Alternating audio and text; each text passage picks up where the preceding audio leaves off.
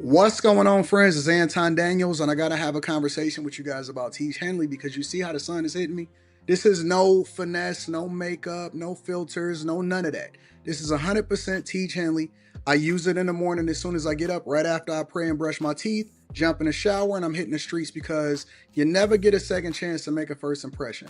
So even though they're giving you 40% off your first order, 20% off for life, even though you may get a free gift, forget all that, right? Because we would do this even if it was full price because it's worth that much. I'm in the streets, I'm kicking it with people when I see Dusties everywhere. You don't want to be them. You want to separate yourself. And the way that you separate yourself is self care. Ladies get it for the fellas. Fellas don't wait for the ladies to get it for you. I'm about to hit the streets right now and I'm feeling confident. I'm feeling great. I mean, I already got confidence, but to have that extra boost of confidence, knowing that you've taken care of yourself and you set yourself apart from all of the rest of the sheep that's walking around making bad decisions on a daily basis. And it's reflected in their actions. It's reflected in the products that they use. It's reflected in the people that they follow. And so if you're trying to level up, if you're trying to make sure that you look good, they're going to send you the pack. They're going to give you all of the instructions on how you're supposed to use it. Then make sure you get your Teach Henley. Again, 40% off your first order, 20% off for life. Get your free gift. Make sure you tap in with your boy Anton Daniels because Unc is never going to lead you wrong. I would never have you use a product that I don't use myself. Again, they've been rocking with me for a long time. Make sure you get your Teach Henley. I love you. I appreciate you. I'm going to holler at you guys later.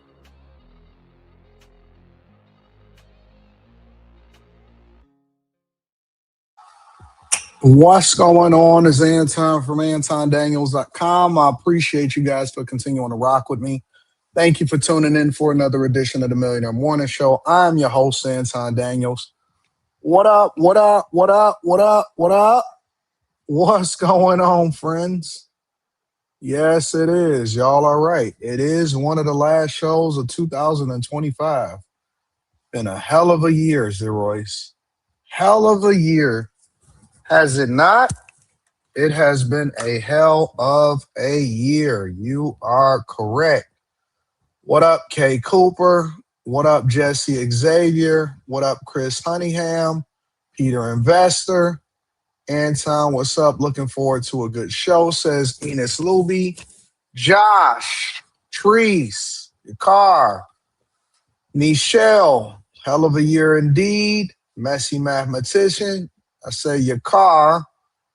Azriel, Henry June, Equal Opportunity Smoke. What up? What up? What up? What up? What up? What up, friends? How y'all feeling? Man, it has been a heck of a year. Heck of a year. That was a hell of a show last night, too. So that was the last Q show of 2025, but it will definitely be back in 2026. Man, I don't know what to say about next year. You know what I'm saying? Interesting year. Can't never predict nothing like this. Can never predict how this type of stuff is gonna go. Of course, I couldn't have predicted it. Shit, I don't even want to try to predict next year. I'm just winging it at this point.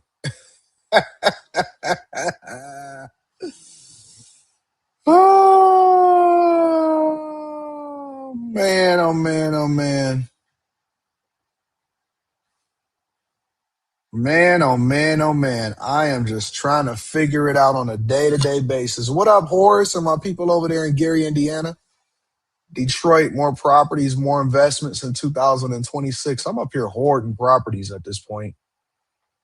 Gonna be rich in 2026, says official KT Music. What else we got going on? What else? What else? Stumbled on your channels, but watch you every day and entertaining and informative. What up, Cal? What up, Cal? What up? Anton, send me that hat and them glasses.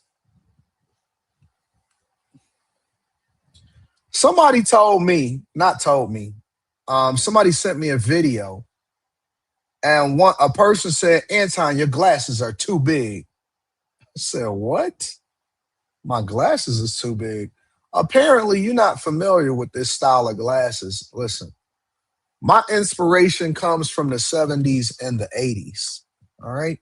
The The 70s and the 80s, everybody was wearing everything oversized.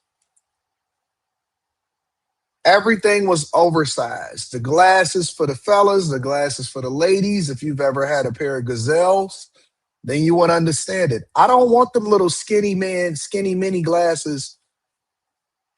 I don't want that shit. I, I'm an OG, you know? I'm the big homie now, so it's a little different for me. I want my glasses to cover the entire circumference of the face. Anton have been begging for them glasses since 23. That is true. And I want to say that your profile photo looks incredible, Messi. You look really good. You look really, really, really good. Bell bottoms and all that. See, they don't know no better. They don't know no better. They don't, you love the 80s gym wear, looking fresh as hell. They don't know. See, that's what I'm saying, man. You can't teach style. You just got to know it. You got to see it. You know what I'm saying? When I go into the stores and I pick up a pair, actually, I need to put my prescription in these. I've been really not taking care of business the way that I need to. When I go into the stores and I decide what I want to purchase, first of all, black and gold, everything for me. Black and gold, everything for me. You know what I'm saying? Black and gold, everything for me. I just want gold everywhere. Gold all of my rings. Gold all of my chains. Gold all on my watch. Don't believe me, just watch. Nigga, don't believe me, just watch. Don't believe me, just watch.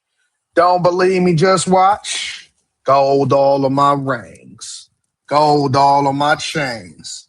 Gold all of my watch. Don't believe me, just watch. Nigga. And you know what?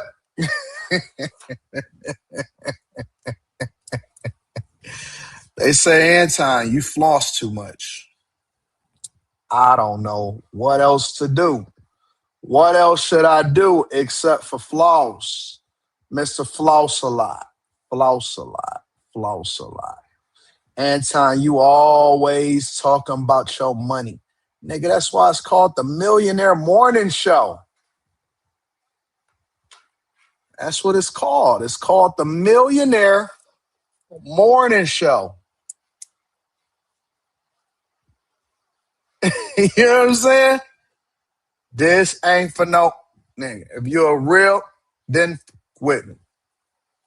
Shout out to Trinidad James. Trinidad James. Flossarelli.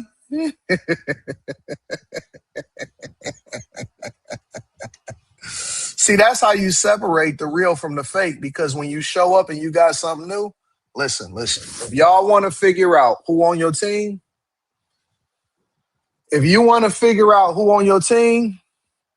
get something new or get something nice. If you want to figure out who on your team or who really love you or who the haters are, go get some money. You ain't even got to get rich. Go get some money.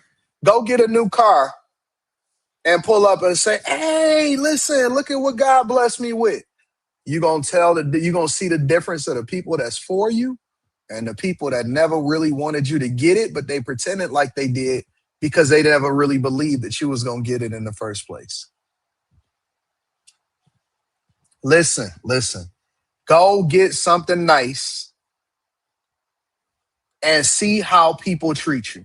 You're going to see the difference between all of a sudden, everybody going to be telling you to be humble. They're going to be telling you God can take it away. God can humble you. They're going to be putting all of their drama and their trauma and their burdens on you. You know what I'm saying? We are from Detroit. They going to all of a sudden say, hey, you need to humble yourself. Next thing you know, luxury is quiet. Meanwhile, you got all of these rappers with all of these bust down chains that ain't worth nothing. And they sitting there telling you, you need to be humble. You got a billionaire. Listen, let me tell you how hypocritical we are.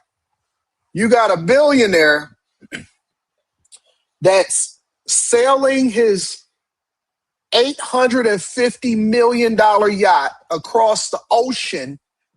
And he got a Bugatti and a helicopter sitting on a helipad in the back. And they gonna sit there and criticize you over a $50,000 watch or the fact that you say that you got $10,000 in your pocket. That's the nature of who we are.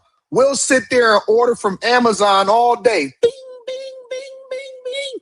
Get orders delivered, shopping at Walmart and spending half of your check and half of the government's money that they give you. And we'll sit here and talk shit about a person because they got a pair of $1,500 glasses. That's the crabs in the barrel, man. They want God to take your glasses away from you. I'm telling you what the hater spirit is. You get a couple little properties and you break out from the crew that's still living in the hood. You ain't even got a chance to get your feet wet yet. Yo, we first generation rich. We're first generation rich. Give us a generation or two to pop our shit. God damn, I can't spend no money. I can't be happy because I got some money. I can't feel good because I worked my ass off every single day and I didn't miss one day. You know what I'm saying? Let me get my feet wet for a second before you start telling me how rich folk supposed to act and you ain't never been rich before. Yeah, Jay-Z has millions.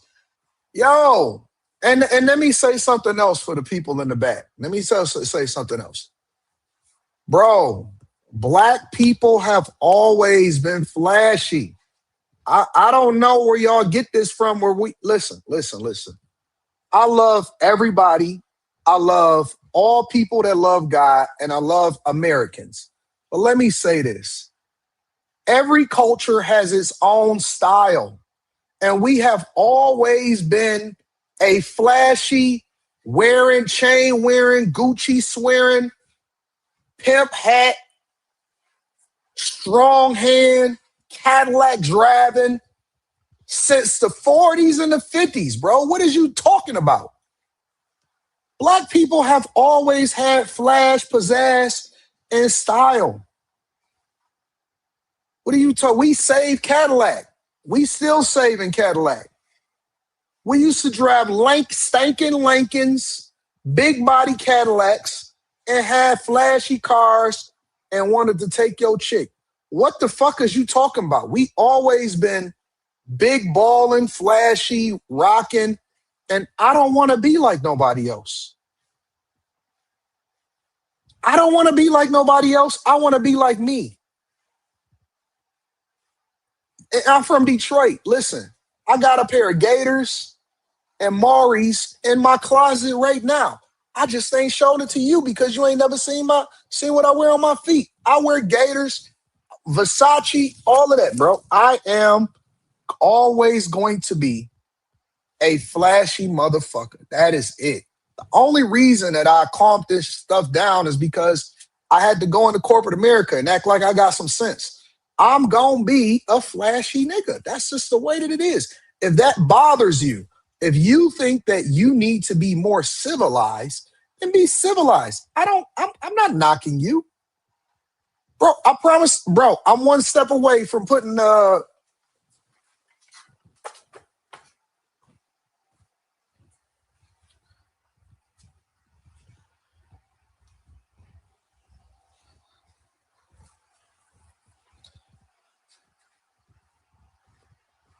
if I ever get a chain, it's going to look like this. It's going to be a YouTube plaque all across my neck. If I ever get a chain, it's going to be a gold YouTube plaque. And I'm going to take it old school. I'm going to do a Byzantine chain with the YouTube charm on my neck. I promise you on everything. If I ever get a chain, it's going to be a YouTube plaque across my neck. I ain't kidding. Like, I don't want to be like nobody else. I'm cool. I'm chilling.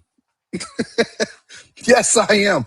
I'm going to get a Byzantine and I'm gonna get a what did they call it? A herringbone, the herringbone chain, like we used to have in the 90s and the 80s.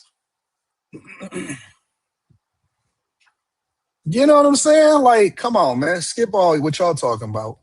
I'm all about love. You only get one life to live. As long as you're doing it responsibly.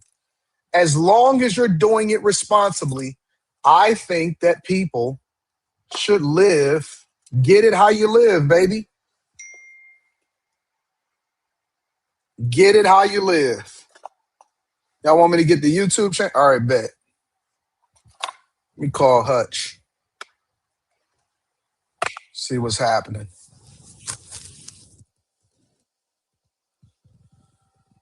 Listen. I want to respond to you, but the chat is gonna be on my ass if I ever respond to a person that don't have a profile photo.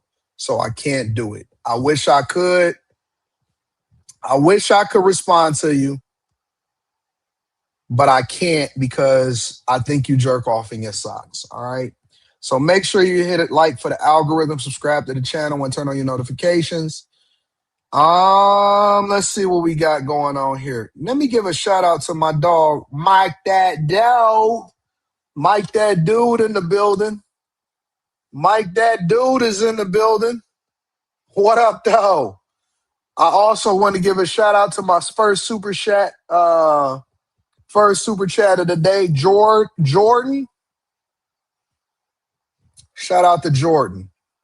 AD, before I get started with the show, Brandon J. Burke says, AD, do you have goals for 2026?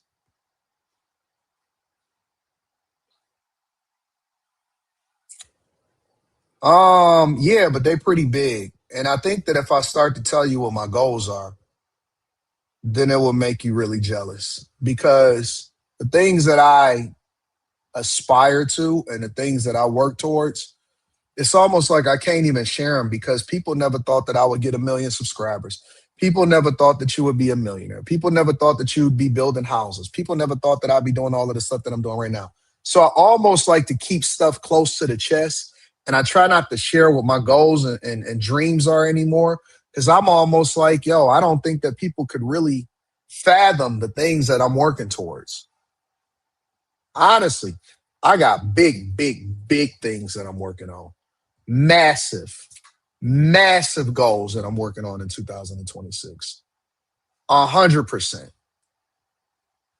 And they all financial too. How about that? They all financial. Every goal that I have for next year is all financial. All of it is financial. Big talk.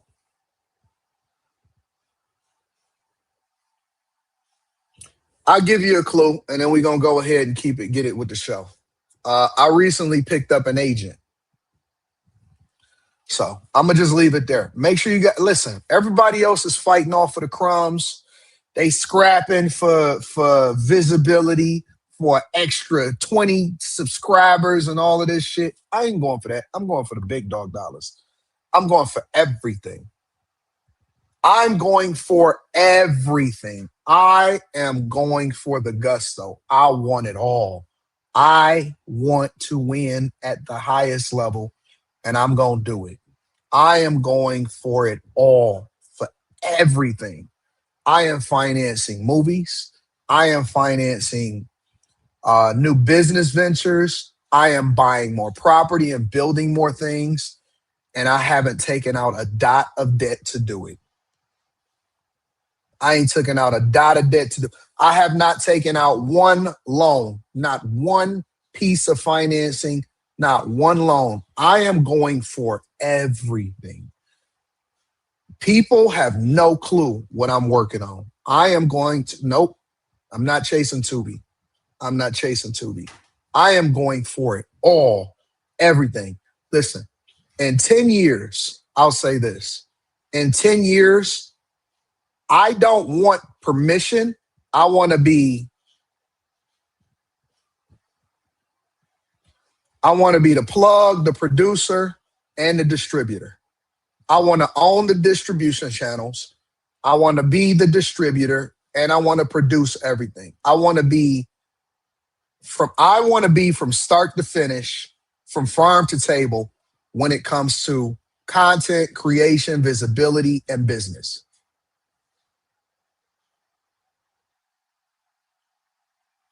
I am going for everything. I'm going for everything. Everything. Last year in 2024, going into 2025, I said that I was going to invest. Was it 1 million or $2 million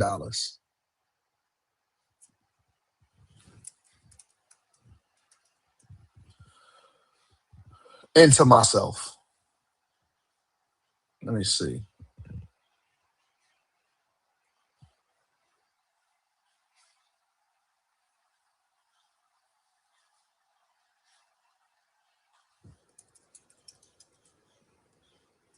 Give me a second. Let me see.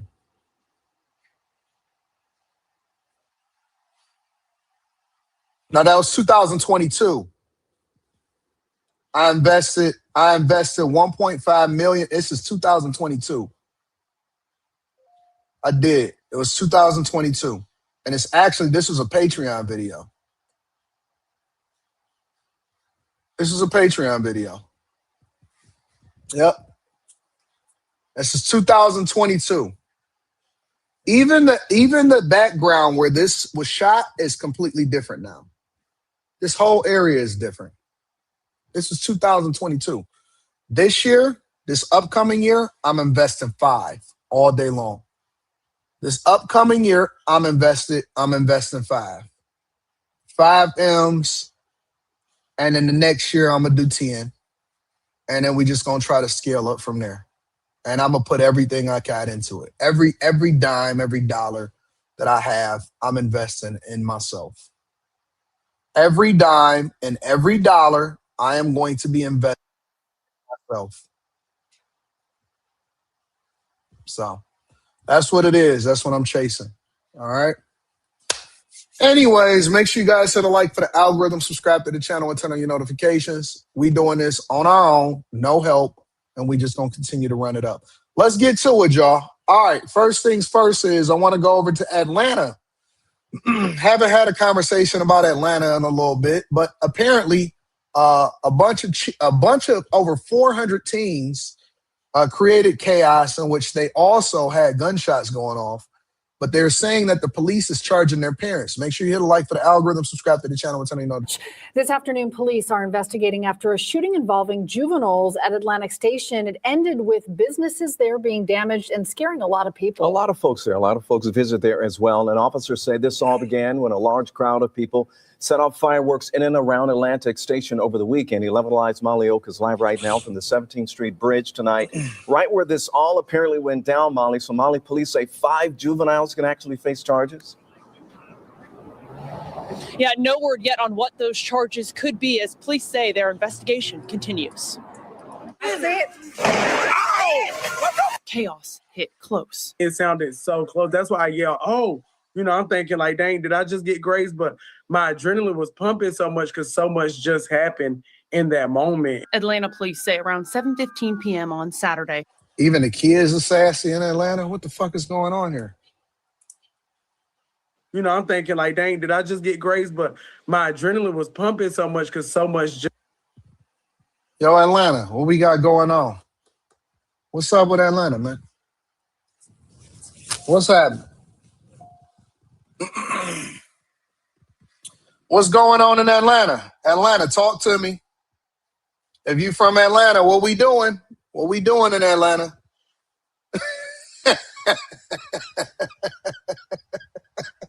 What we doing in Atlanta?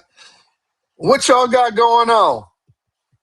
I was trying to listen to the story and follow along so that I can give my insight. And I said, what is this in my ear? What am I hearing here? Black people, black culture. Can I talk to y'all for a second? We gotta get away from this alphabet community behavior. Real talk. I thought I was about to do a story on teens being charged in Atlanta. Now, I expect this from the adults. I didn't expect this from the kids. Black people, and listen, white snow bunnies, all of my other people, we going to talk to y'all in a future segment. But for right now, Somalis, y'all know y'all coming to the front of the congregation all week long. Black people, come on, man. Come on, man.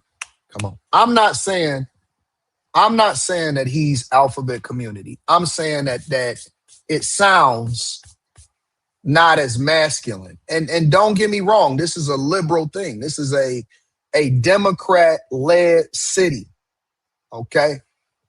Come on, man. We got to get away from this alphabet community nonsense.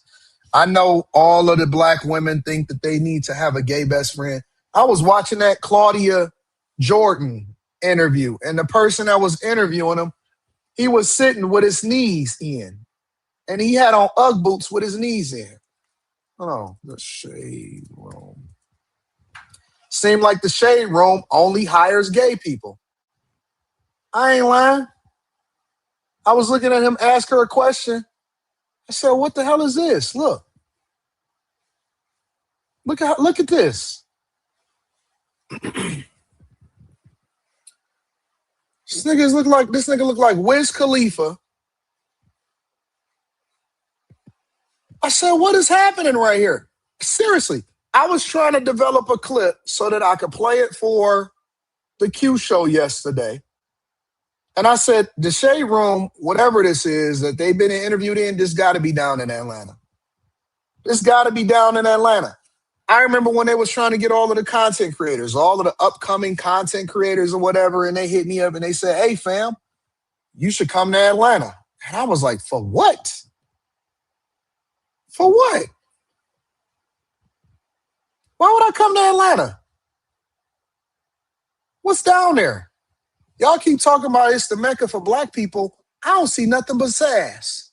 I don't see nothing but sass. And everybody is afraid to call it out. And I don't know why.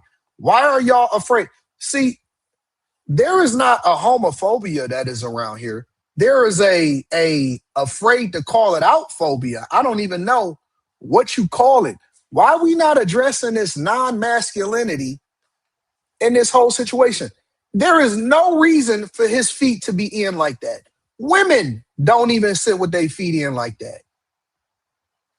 Women don't even do this. This is extra. This is on purpose, big as hell, probably 6'3", with his feet turned in like this. Women don't even do that. And it's like, that's not even natural. Y'all try to act like this is normal. It's not normal, bro. It's not normal. It's not normal. And I'm tired of y'all normalizing this, acting like this is regular. This is not regular. The worst nightmare for any man in life, and I'm going to get back to the teens. Give me a second. You know this is the Millionaire Derailment Show. The worst nightmare for any man, and y'all could try to act like, oh, he only saying that because, no, I'm just calling a spade a spade. The worst nightmare for any man. A man would rather not have a son if he knew that his son would be zesty. A man would rather not have the worst. All right, ladies, let me give you a second. Do you know why a lot of guys decide that they want to stick it out for the kids? I know that nobody ever told y'all this before, so I'm going to be the first, and I'm going to give you the game. You know why they want to stick it out for the kids? Do you know why a man would want to sacrifice being with your dumb ass for a long time? That he's willing to do? Think about it. God built us so tough to where we'll do an 18-year sentence messing around with your ass. Do you know why? Because we don't want our kids to be fucked up. We don't want our sons to be sassy. And we know better. We know that if we left it up to you, because we see it happening in the community every single day. Every single day. They don't want their son taken after their mama. They don't want their son taken after their mama. The worst nightmare. Dudes will do 5, 6 years in prison. They will put their life on the line.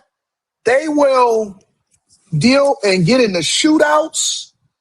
They will fight in a gang. There's nothing. I cannot think of one thing that a guy fears most than for his kid and his son to turn out sassy. Not one thing in the world. Not one. Y'all be like, man, why are guys so toxic when it comes to allowing for their son to go out there and be out in the streets and stuff? Because they would rather, they want to make sure that he not sassy. That's what it is. It's the honest to God truth. Guys are cool. Oh, yeah, I see you, son. Yeah, okay. He be young and shit, but it's confirmation. It's like, all right, we did it, God. We did it. When a man knows that his son is 100% masculine, it's like, oh, it's a burden. Oh, God.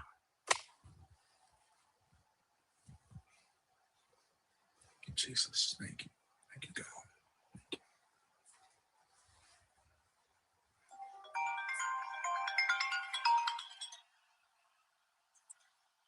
I'm on a live stream. What up, though? Okay, hey, can you mute me for a second, please? Hold on one second.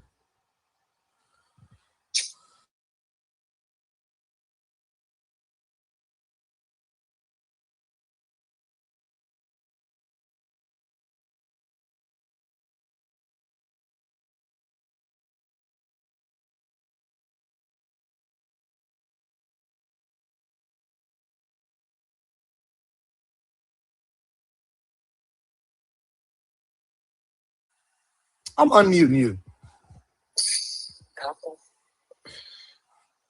This chick told me, I want you to mute because I don't want to say this out loud.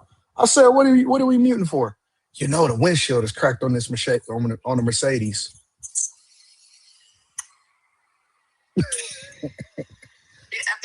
You're unmuted, by the way. Hi, everybody. Oh my God. How's everybody doing? All right. Is that all? Yeah, I'm about to go cut it off, I guess. All right, cool. All right, bye. Bye. Anyways, can you mute for a second? So what's up? You know the windshield is cracked on this Mercedes. All right, I feel you. Anyways, maybe that's a sign for me to look at how he asking questions. Hold on, let me get back to it.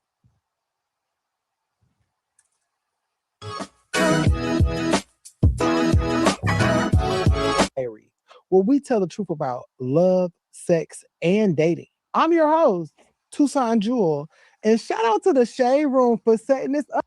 Listen. Ain't no way in the world that your mama named you Tucson Jewel. Ain't no way in the world that you're gonna sit here and tell me that your mama named you Tucson Jewel.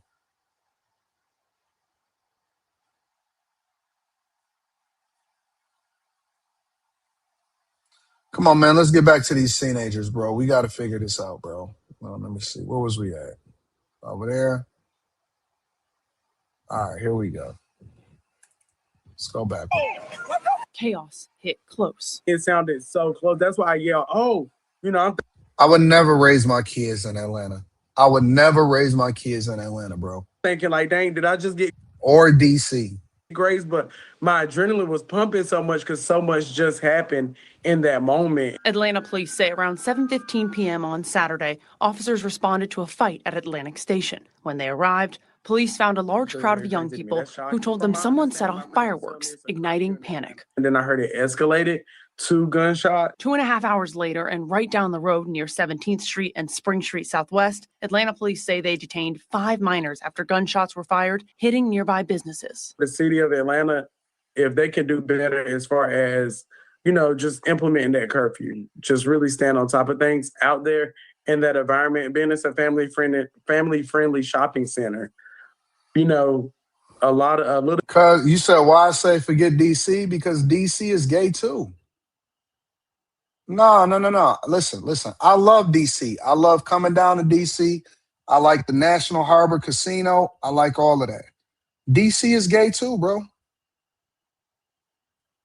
DC is gay too. It's the same thing, bro. It's the same. It's not as bad. DC was the original chocolate city.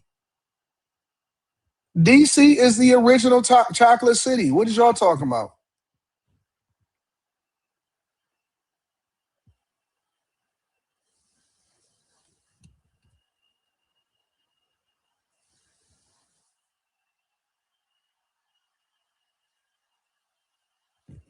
DC is the original chocolate city. This ain't nothing new. A bit of protection can go a long way. We reached out to police regarding the city's curfew and enforcement. Now, the city's curfew applies to kids 16 and under. Weekdays, it runs from 11 p.m. to 6 a.m. On Fridays and Saturdays, from midnight to 6 a.m. But it's important to note that both incidences happened outside the city's curfew hours. As far as enforcement, City Code says curfew is the responsibility of the parents. The first time, Code says it's a warning citation. The next, it's attendance in an educational program. As for Atlantic Station, it also has a curfew. Its website saying it is strictly enforced. It says after 3 p.m., anyone under 18 must be with a parent or guardian, and each parent or guardian can only have a max of 4 kids they're watching. The website says groups of 4 or more kids will be dispersed. And we reached out to Atlantic Station multiple times over the last couple of days. It did just answer me the last couple of hours and says that it will be issuing a statement. No word yet on when that statement will come. It says it will issue that in accordance with AP. Let me see something. Get this guy off my screen. His words in the video message from earlier today, essentially pointing to accountability starting at home, emphasizing that adults could ultimately face charges here if they are found to have violated the city's ordinance on supervising their children.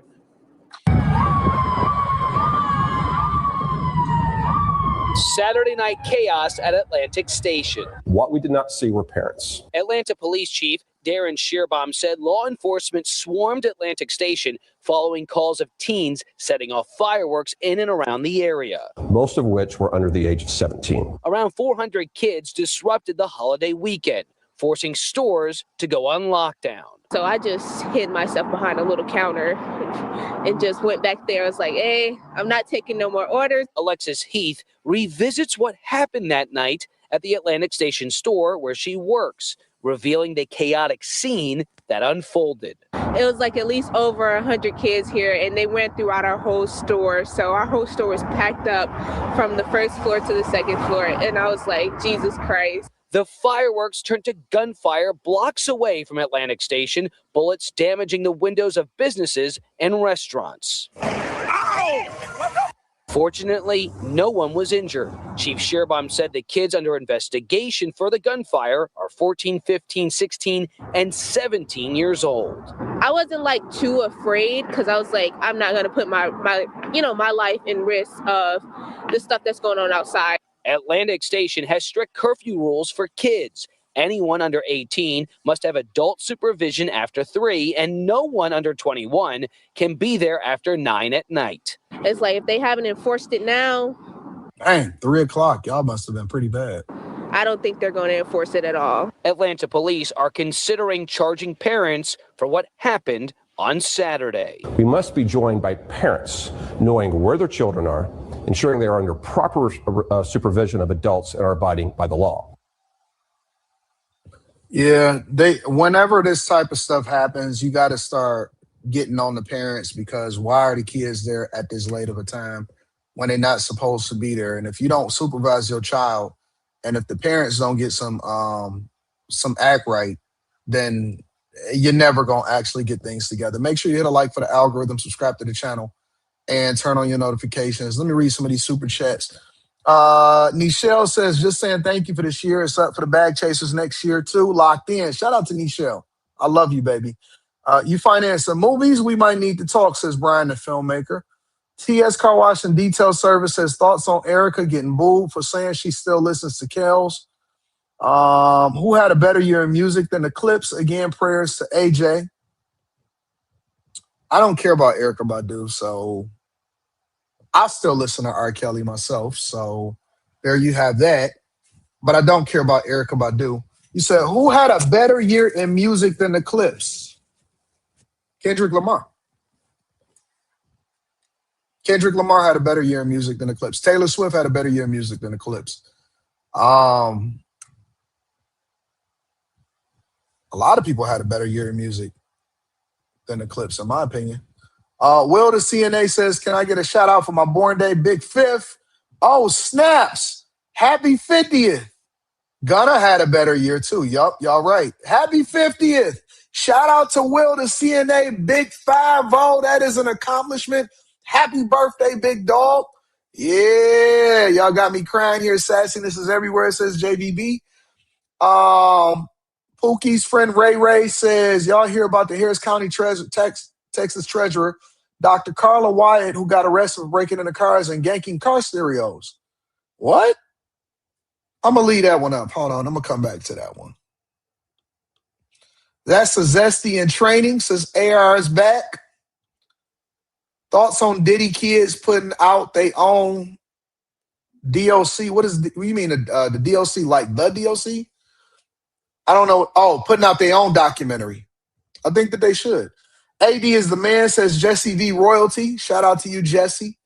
Wade seems to be cool with it. Yeah, I don't pay attention to Dwayne Wade. Wife hilarious. She need a stream day.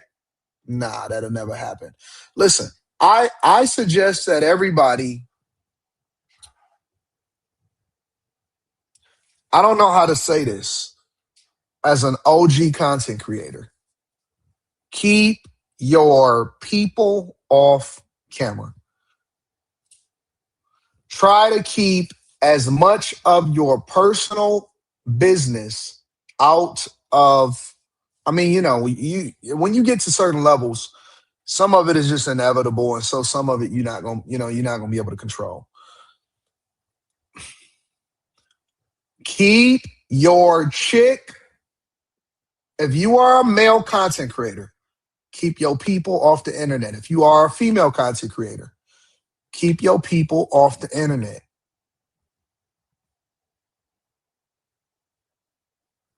Do you hear what I'm saying? Keep your people off the internet. Protect them. Keep them off camera. Keep them off camera. I know a lot of people, they want to do team ups. Y'all want to do streams together. Listen. Keep your people off the internet. All right? I'm going to just tell y'all one time. Keeping people off the internet. That's real talk, Anton. That's my biggest fear. So, told y'all. Too much endocrine disrupting chemicals in the water supply in this country, says this queen to you too. Florida passes the death penalty for essaying kids. Good. The Prodigy says, DC born and bred, you ain't wrong, G. City is very gay now. Track says, Atlanta needs a young mayor, Rudy Giuliani, to clean it up. They don't need these YNs to destroy the city. They didn't say racist when the companies want to open the store, don't want to open the stores. Nope. Let them have themselves. Coach Chris says, AD, should parents do community service for bad kids? Depends on what it is. I think that they should do community service and a fine, and I think they should also have to do jail on the weekends. Destiny, what up, Destiny? Says, hey, Anton, I just wanted to drop in and say I wanted to say thank you for your kind words last night. It truly meant a lot. No, you was a very, very, very sweet person.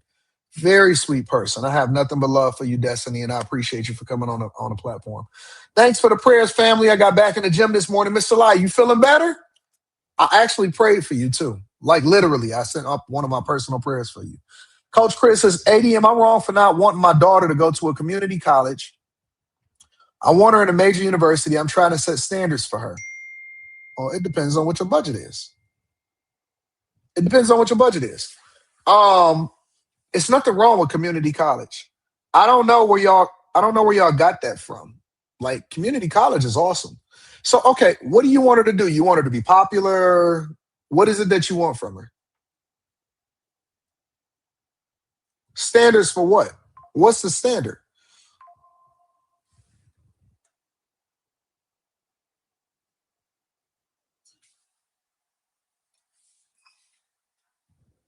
What's the standards?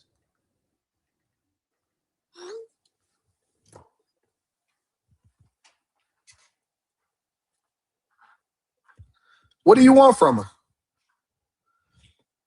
You think that her going to community college for the first 2 years, getting an associate's degree, and then transferring over to a major university is somehow going to not be a standard? I think that that's a better, let me tell you something.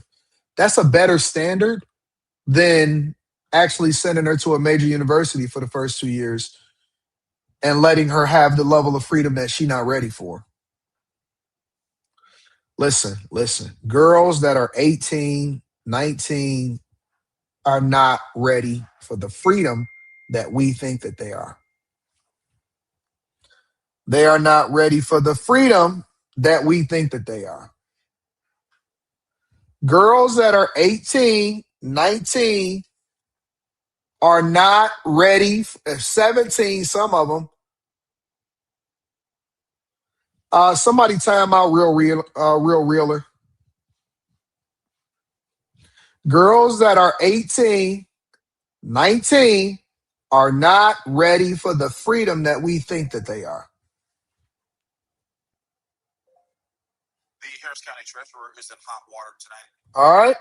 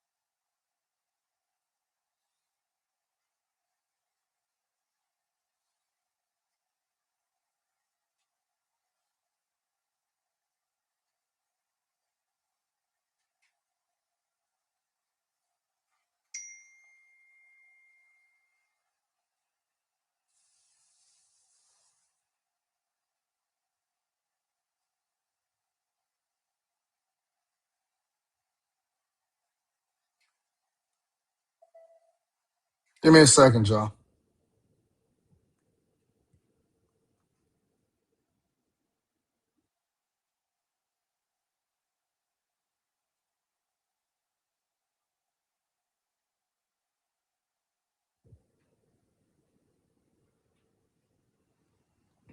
Let me make a phone call real quick.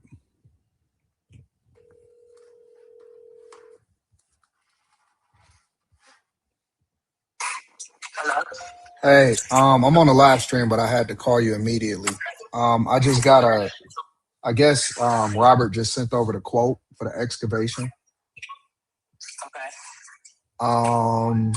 So we gotta approve that. I don't know what the difference is between that and what we would usually do with Al, but I guess this is a new guy and they want a $20,000 deposit. Okay. Well, I mean the total contract for him is I think like 37 or $38,000.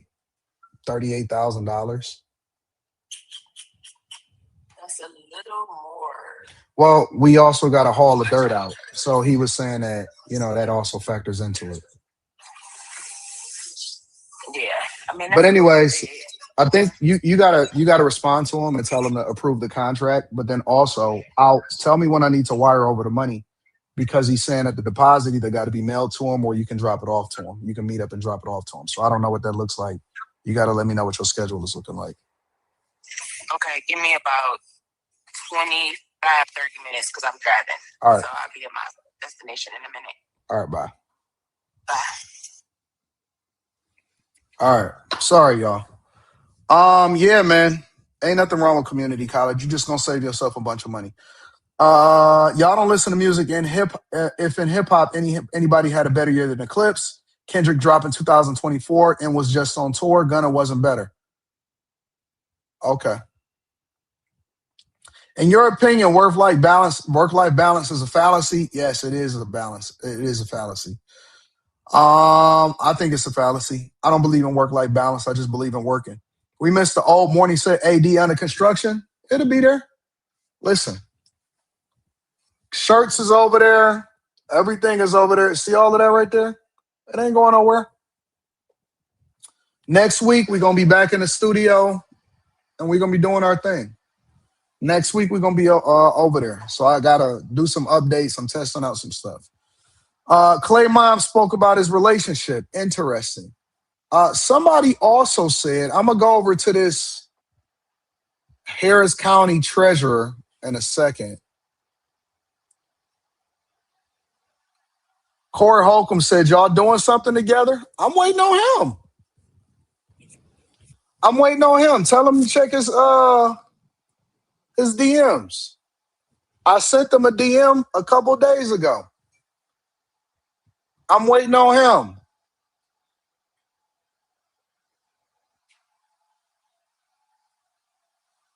Let me see something.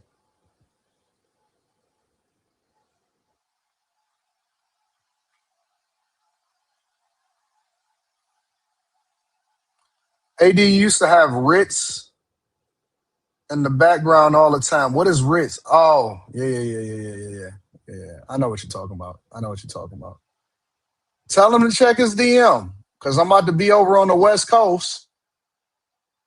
And so when I'm over on the West Coast, I'm waiting on him. Sterling, what up, though? Says, morning, AD. What up, Sterling? I appreciate you. That's said, and that's why I will always be a follower of yours. Happy New Year. Happy New Year to you too, my love. Yeah. All right, so let's look at this Harris County treasurer. Give me a second. Let me see what's happening in this street. And in that video, this is new. This is new for me. This is all new for me. I ain't know nothing about this Harris County treasurer right here. The Harris County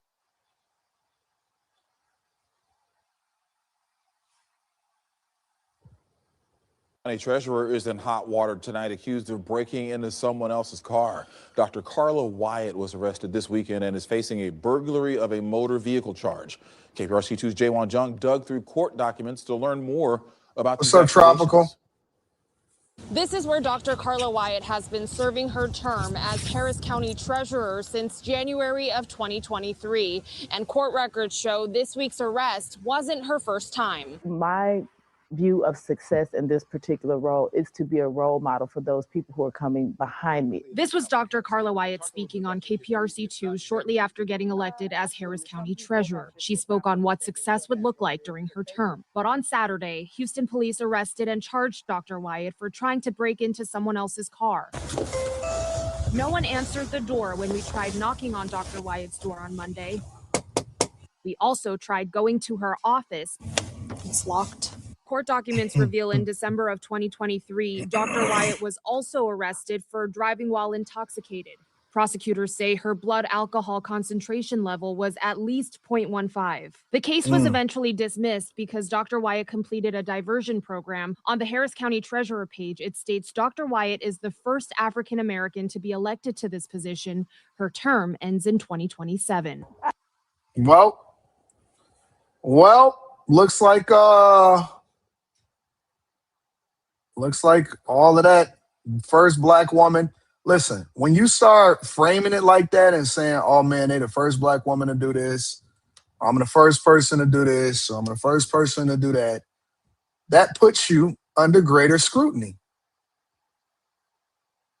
Tonight, the Harris County Treasurer, Dr. Carla Wyatt, is out on bond after being arrested for burglary of a motor vehicle, and we're still working to get information about what allegedly happened.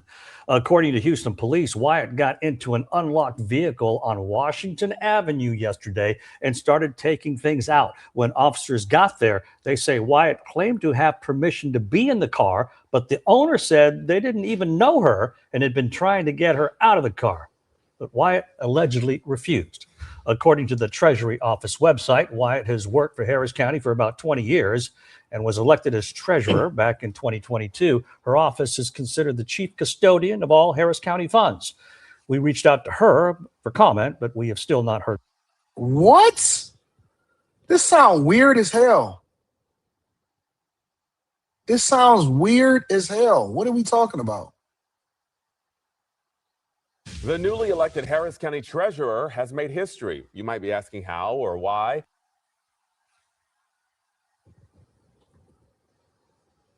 Not gonna do it. Not gonna do it. Well, Fox 26's Dominic Keith reports from downtown with the answer. Harris County has elected its first black treasurer ever. Carla Wyatt started working in the county building 20 years ago as an intern. She'll soon return as an elected official.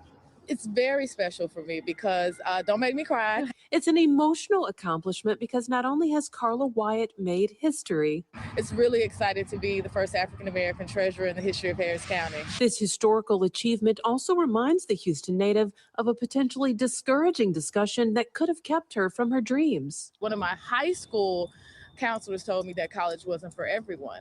And I said, you're absolutely right. And I graduated 3 times. I have a bachelor's degree in biology. I have a master's degree in biology with a minor in chemistry. I have a PhD in environmental toxicology. So we know Dr. Carla Wyatt is smart. She's also funny. I'm Carla like the hurricane, Wyatt like Earp. Some people call me trouble, but that's okay. Since Election Day, everyone's been asking, what does a doctorate in environmental toxicology have to do with keeping county funds? What has absolutely nothing to do with being the treasurer. However, I am a researcher and a statistician, which means that I can count real good and I can find stuff. A county treasurer, by the way, keeps track of all the money coming in and going out. Whether it's your tags, your taxes, whether it's payroll. Wyatt's worked for Harris County in a slew of different positions. Every program that I've worked in at Harris County, I've created an internship program because I came in as an intern. She's also a youth group volunteer and Harris County's first black treasurer, hopes to inspire youngsters to accomplish their dreams. You have to decide what you like to do and who you like to be. And if you fail, it's okay. Just get up and try again. All right, so let me back up for a second. So this was her 3 years ago. And then I wanted to know how much she makes. So it said that she makes an annual salary of $123,612, according to, because if you work for a major university or if you work for a government agency, your salary is going to be public information. So that is what they're saying that her salary is. I'm going to give her grace. I'm going to give her grace. I don't think, listen, it sounds like either she got some real personal issues or she has some domestic problems in her life. Sound like she got some personal issues or some domestic problems in her life.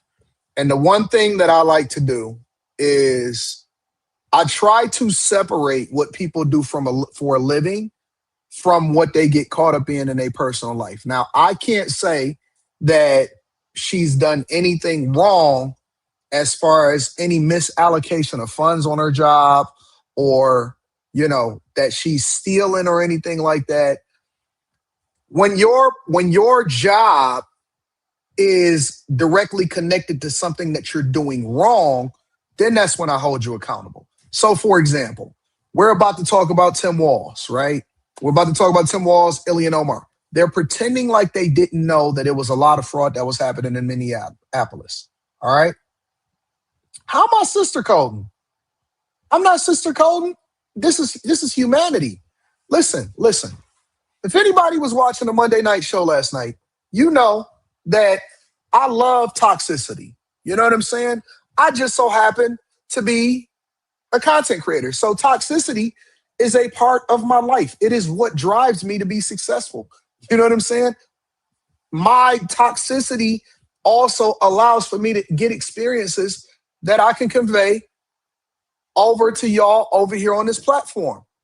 However, let's say that I was still in corporate America. Should my toxicity affect my ability to design great applications? Absolutely not. But when your job's, like, let's say if I'm stealing from the job, then that's a completely different thing. Listen. I am all for holding public officials accountable. The woman is a treasurer. The woman is a treasurer. She has never misallocated funds. She has never did anything that come on, man. Listen, bro. Y'all got to learn how to separate sometimes the two. If your public job affects your ability to do your job effectively, then that's a different thing. That's the thing. If your job is affecting your ability, or whatever it is that you got going on your job is affecting your ability to do your job, then that's a different thing. If you're the leader of a city, then that's a different thing. I'm not about to say that this woman should lose her job or she should get fired because of some dumbass domestic issues. I think that we need to wait and see what happens. And it sounds like she in a toxic relationship. Let me tell you what my first inclination would be, right? My first inclination is she probably was in the car, getting her stuff out of the car from a relationship that she was in. And she was probably arguing back and forth. They called the police. She said, I'm going to get just listen, I'm going to unlock the car. I'm going to get my shit out of there. Police showed up. Guy was probably like, man, I don't know her, man. I've been trying to get her out the car this whole time. And she was like, no, I've got to get my stuff out the car. It sounds like a domestic issue.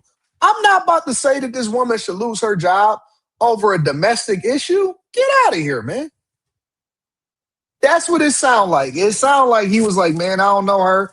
Arrest her. She toxic anyway. And she was like, I'm getting my stuff out this car because you this, you that, so on and so forth. This sounds like maybe a sneaky link, maybe a domestic issue, but I'm not about to call for the woman to get fired, bro. She worked her whole life. You know what I'm saying? Went and got her degrees, rightfully won the position. While I don't believe in all the first black woman shit, look at this. AD, she's a treasurer. If she can't handle her personal life, she couldn't handle the community money. What are you talking about? This has nothing to do with money. This has nothing to do with money. Y'all, listen. A lot of y'all got jobs. A lot of y'all got jobs. I guarantee you that at least 98% of y'all got some fucked up shit going on in your life. And if anybody ever found out about it, they will probably say, oh man, I can't believe it. If he can't handle this, then how can he be able to handle his job? Get out of here, bro. Get out of here, bro. Get out of here, bro. Y'all just want people to lose positions just for the sake of losing positions. Stop, man. That ain't got nothing to do. Listen, her getting her stuff out of the goddamn car and getting into a domestic issue. Somebody said that's like giving Tim Walz. Listen, somebody getting arrested for getting their stuff out of a car is completely different than $20 billion in fraud. What are you talking about? How is it like giving Tim Walz a pass? You're talking about a domestic issue and a treasurer versus a governor and $20 billion in fraud. How is it the same? How is it the same? What is wrong with y'all? Y'all would call for a person to lose their job? Y'all would cause for a person to lose their job over a domestic issue? Stop conflating. It's not the same. Don't do that. Don't do that. We gotta start doing things differently, bro.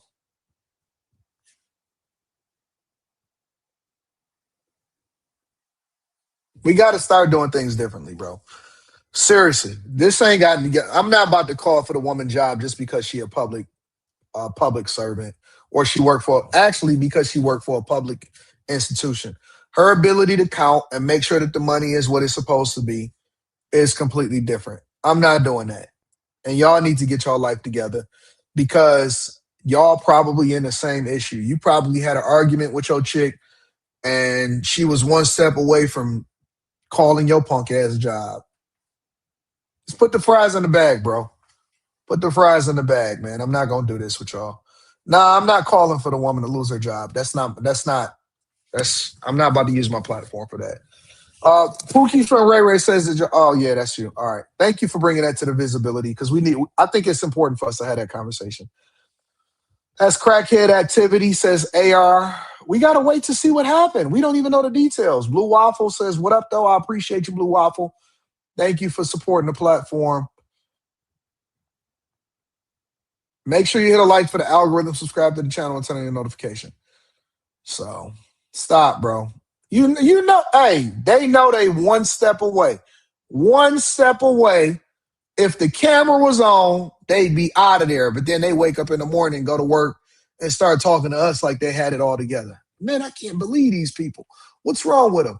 Boy, your girl just almost told on you for doing some dumb shit that you just did last night. You know what I'm saying? Acting like you're better than thou. You ain't. You ain't. You're not. Stop, bro. Stop. Half of y'all just completed the driver's responsibility program because you got caught up in some shit. You probably was out there picking up a little prostitute, got a good lawyer, paid more than you should have because you was worried about losing your job. And so they reduced it so you didn't have to get on the sex offenders list. And now you go. Stop, bro. Y'all be acting like y'all way above it. Y'all not above nothing. Ain't nobody above it, bro. Stop, man. We all done did shit. We all done got caught up in some shit. We just so happened to do it before social media was here. Make sure you hit a like for the algorithm. Subscribe to the channel and turn on your notifications. Somebody said negative, bro. Wrong is wrong. Okay. All right. You got it. You got it. The one thing that I will say is that I've always said I like to let things play out in court before I jump to conclusions and throw somebody under the bus, unless there is video evidence to show that they're doing something egregious. Good morning, AD. Pray you have a blessed day, says Yoas Eric TV. I appreciate you, Yoas Eric TV. Big Sug says, appreciate you, Anton. Keep speaking the truth because for bag chaser for life. Shout out to you, Big Sug. I appreciate you also. All right. I gotta be objective. Just because she a liberal and she a Democrat and she in a liberal city, don't mean that I'm gonna call for a job. Get it together, baby. Get your domestic issues together so you're not out here in the streets looking stupid. Let me go over to Minneapolis. Switch over to Minneapolis for a second. I'm going to go over to Chicago in a minute. And then we also got to talk about housing. But I want to talk about Minneapolis. Make sure you hit a like for the algorithm, subscribe to the channel, and turn on your notifications. Of alleged massive Medicaid fraud in Minnesota is taking a new turn based on a viral video. Homeland Security agents visited dozens of daycare centers and health clinics in Minneapolis on Monday after a well-known YouTube personality claimed more than 24 of these facilities were being used as fronts for fraud. Jonah Kaplan of CBS News Minnesota has been on the story from the start. He checked out the latest allegations and joins us now from Minneapolis. Jonah, good morning. Kelly, good morning. Early childhood education, that is a program that's funded in part and supported by Medicaid. But according to federal prosecutors that I spoke with, it's really only vaguely atop their priority list when it comes to investigating fraud. Still, with this video getting so much traction online, attention is back on the state government, which is supposed to manage the money and regulate these critical facilities. From Homeland Security Investigations. The Department of Homeland Security posted these videos of agents visiting more than 30 sites around the Twin Cities, appearing to ask businesses about nearby child care or health care facilities, investigating what Secretary Kristi Noem called rampant fraud. The targets seem to come from this now viral video posted this weekend by YouTuber and MAGA supporter Nick Shirley, alleging 10 child care and more than 20 health centers in Minnesota. Why they have to throw that in there? Why they say a MAGA supporter, Nick Shirley? How come he can't just be a content creator? Actually, and this is what I was telling people, I don't lean to just national news for insight on what's going on in the streets.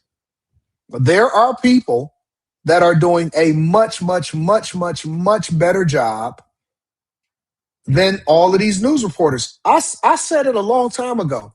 The people that are going to be the change agents, the ones that are going to change the culture, the ones that are going to make all of the money are not going to be the traditional people that get a job at CNN, Fox News, MS Now, or MSNBC, or anywhere else that y'all thinking.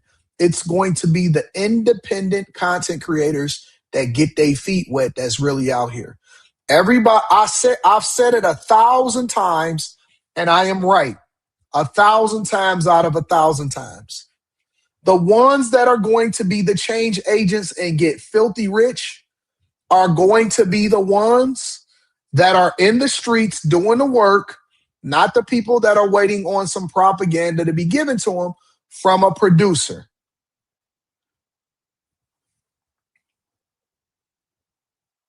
And let me tell you something else about Nick Shirley. You know why Nick Shirley is able to be successful in his journey as an independent content creator? Because Nick Shirley is in the streets.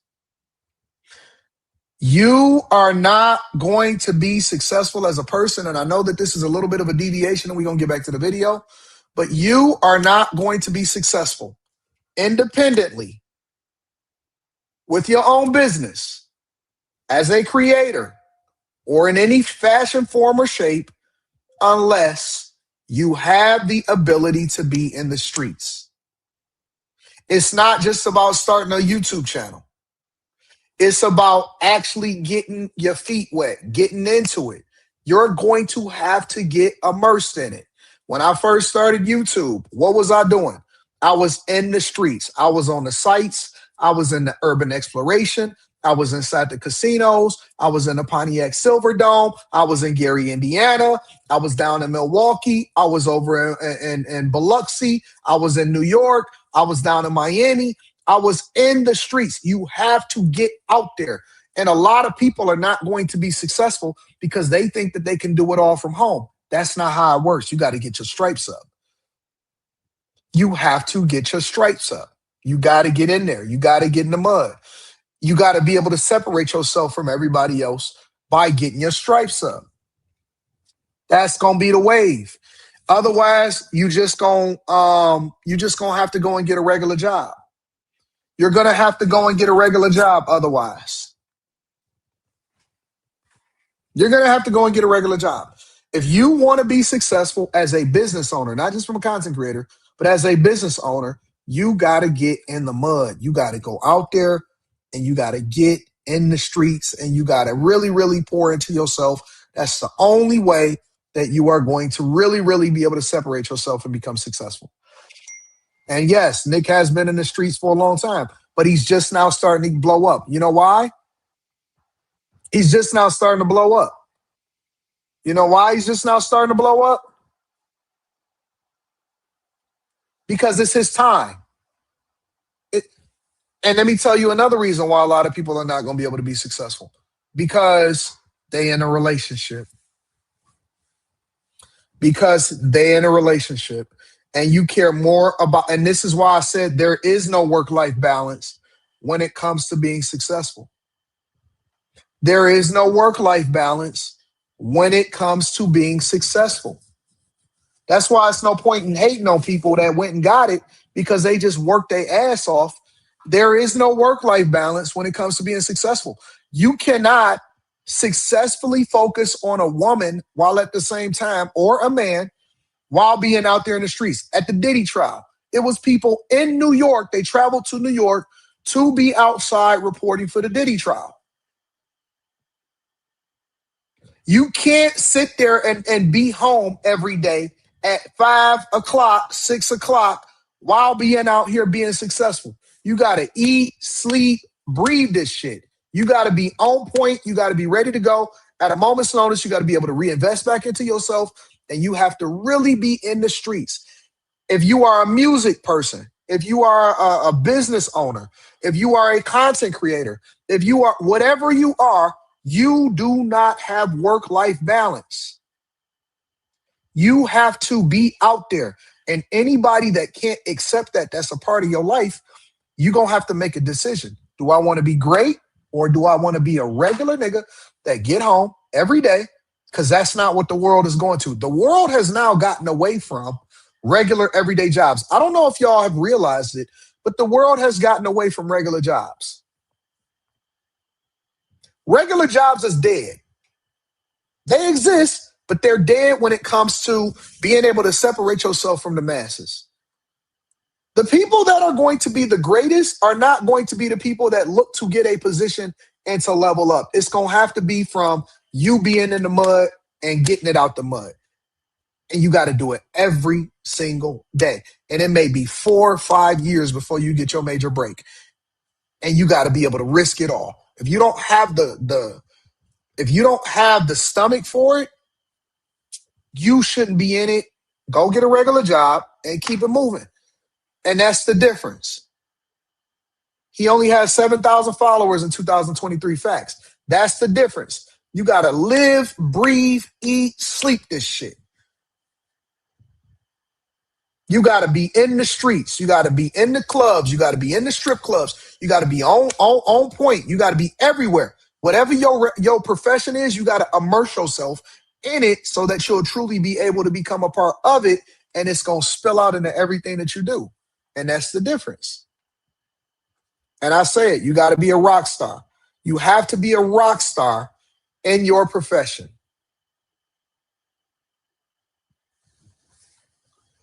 Ray Sean's, I told him, one of my rich friends that I made rich.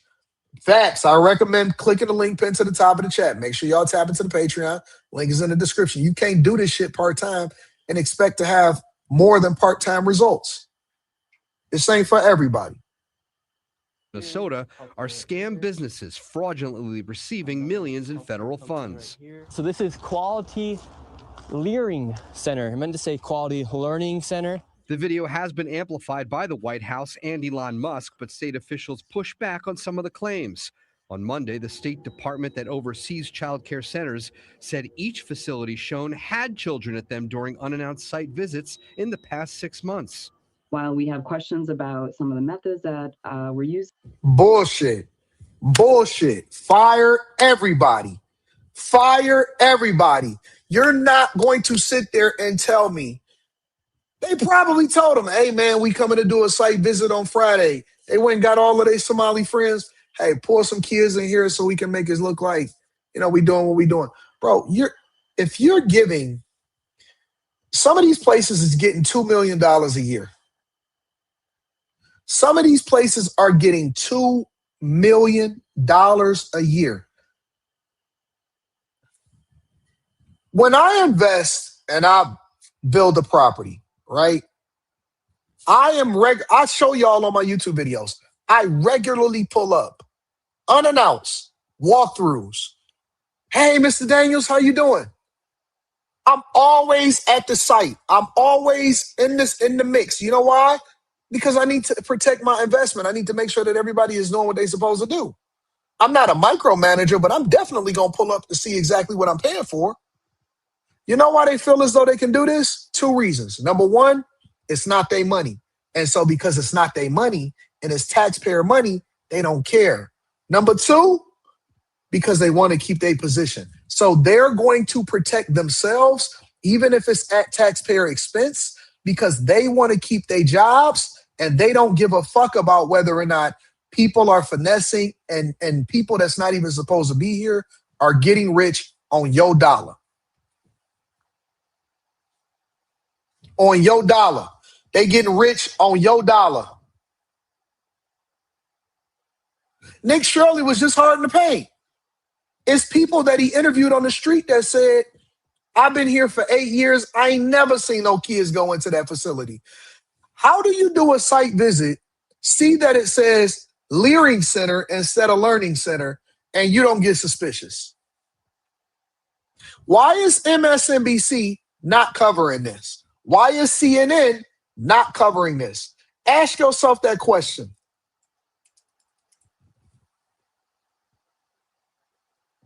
Why is MSNBC not covering this?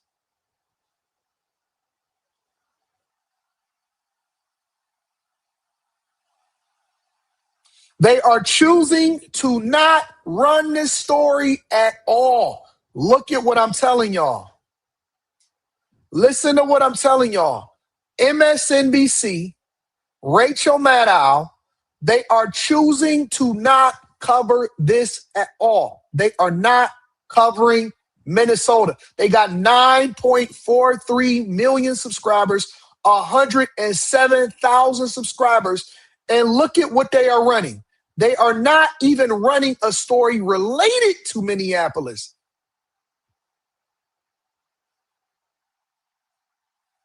Not even close. Not a story in sight, bro. Not a story in sight. This should be, bro, everybody should be on their neck about this. Everybody should be on Twitter saying on their neck about this.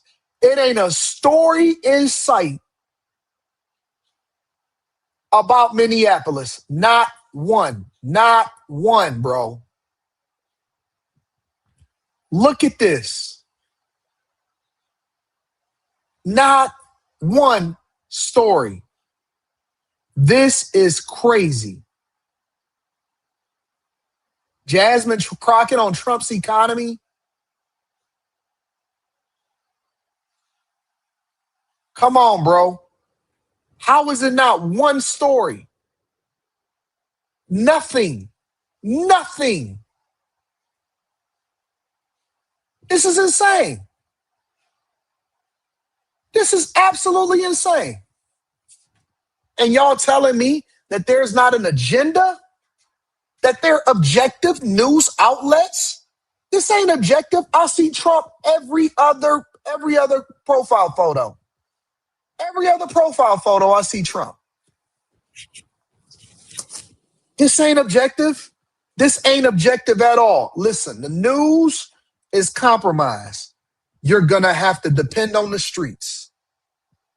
The news is compromised. You have to depend on the streets. You cannot in any way, shape, or form depend on the news to give you the real news or to even be able to be objective and give you the facts. Let me go and check. Now I got to go check out CNN.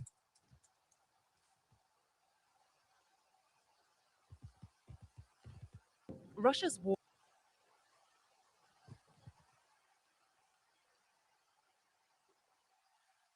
CNN at least is covering it. CNN, I'm going to call it spade a spade. I'm going to call it down the middle. CNN is at least reporting on it.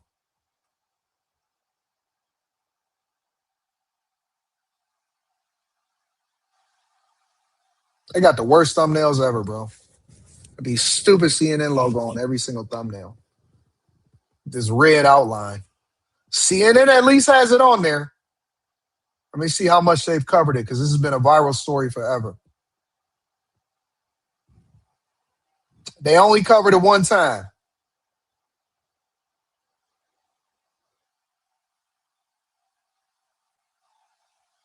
CNN only covered it one time, and they just dropped the video an hour ago. This has been a viral thing for a long time.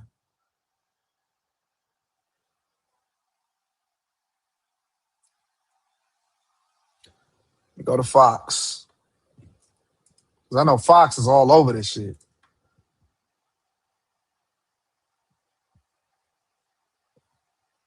They got Tim Walz everywhere. Tim Walz.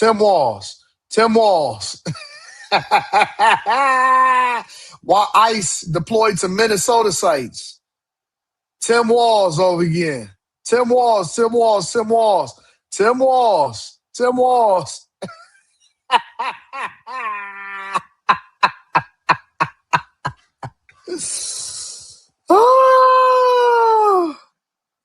Oh my God. Fox is all over it.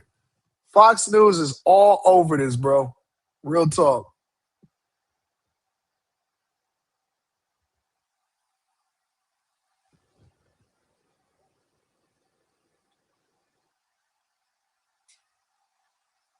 In the video, we do take the concerns that the video raises about fraud very seriously. CBS News also reviewed the daycares mentioned in the video. All but 2 have active licenses, and some were inspected as recently as 3 weeks ago. Many centers, like this one in South Minneapolis, were cited and fined for safety violations, but investigators found no evidence of fraud. This is Separate crazy. from the child care center investigation, more than 90 people have been charged over the past 3 years in an alleged scheme to defraud state programs intended to feed low-income kids, house the disabled, and provide services to autistic children. Federal prosecutors warn the total amount of fraud could reach $9 billion. Though state officials, including Minnesota Governor Tim Walz, challenged that estimate. Earlier this month, CBS News revealed exclusive details about the expensive trips, luxury vehicles, and high-class real estate that a group of convicted fraudsters bought with millions of taxpayer money. Governor Walz has also been steadfast in defending his administration's record and actions in terms of fighting the fraud. Those actions include state investigations and freezing of new licenses in 14 specific high-risk Medicaid. They should stop all funding. Every piece of funding, every single piece of funding, every single piece of funding should be stopped. Every piece of funding should be stopped. That is going on over in Minneapolis, bro. Security officials are on the ground in Minnesota conducting a massive investigation into multiple fraud schemes happening in the city. This comes as a group of Minnesota GOP lawmakers urging Governor Tim Walz to resign. Madeline Rivera joins us live from Washington with the latest. Good morning, Maddie.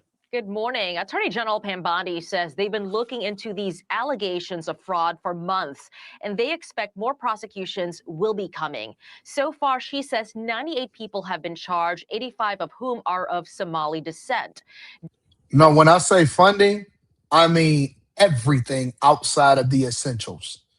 Everything outside of the essentials.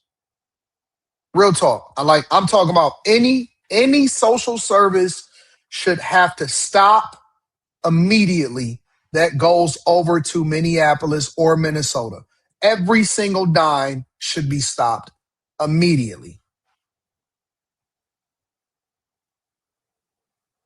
Immediately. If you don't have checks and balances, if you can't manage your state effectively, if everybody is stealing and we making a whole group of people rich, and the reason why they sitting there saying, man, we're doing better than everybody. How the fuck how is Somalis in Minnesota doing better than everybody? God, I'll get there in a minute. DHS officials posted footage on X yesterday showing federal agents on the ground in Minneapolis investigating suspected cases of fraud in daycare and healthcare centers. It comes after an independent reporter, Nick Shirley's video investigating federally funded child care centers in the Twin Cities went viral. Sign. They say they're fixing the spelling. A lot of the journalism that's been going on the last couple of days has been really dishonest. I don't want to point fingers at anybody, but I do feel like what was done was someone came to our building outside of operating hours. When there's a specific sign on our door that says our days and our hours, he came outside of those hours and then claimed, hey, they're closed and they're still making money. They're using taxpayer money to work. And it's like, you don't come outside of operational hours and then say they're using taxpayer money. That was completely false. You telling me that this motherfucker right here,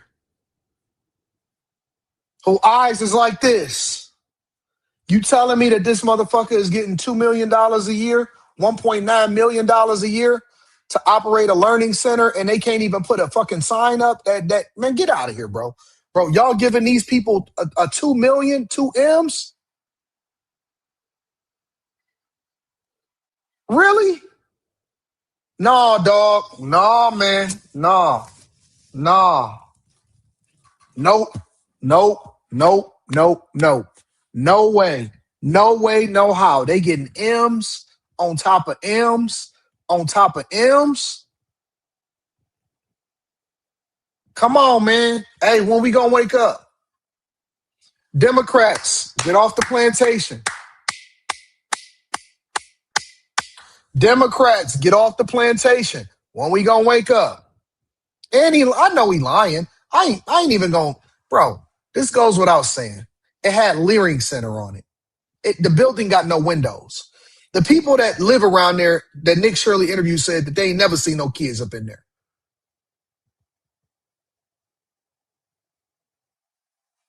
Come on, man. You gonna get this dude $2 million? Would you, man, I wouldn't trust this dude to shovel my snow. I wouldn't trust this guy to shovel my snow, but he already rich now. Got a new white tee in my white tee. Yep, in my white tee. He went and got a new white tee for this interview.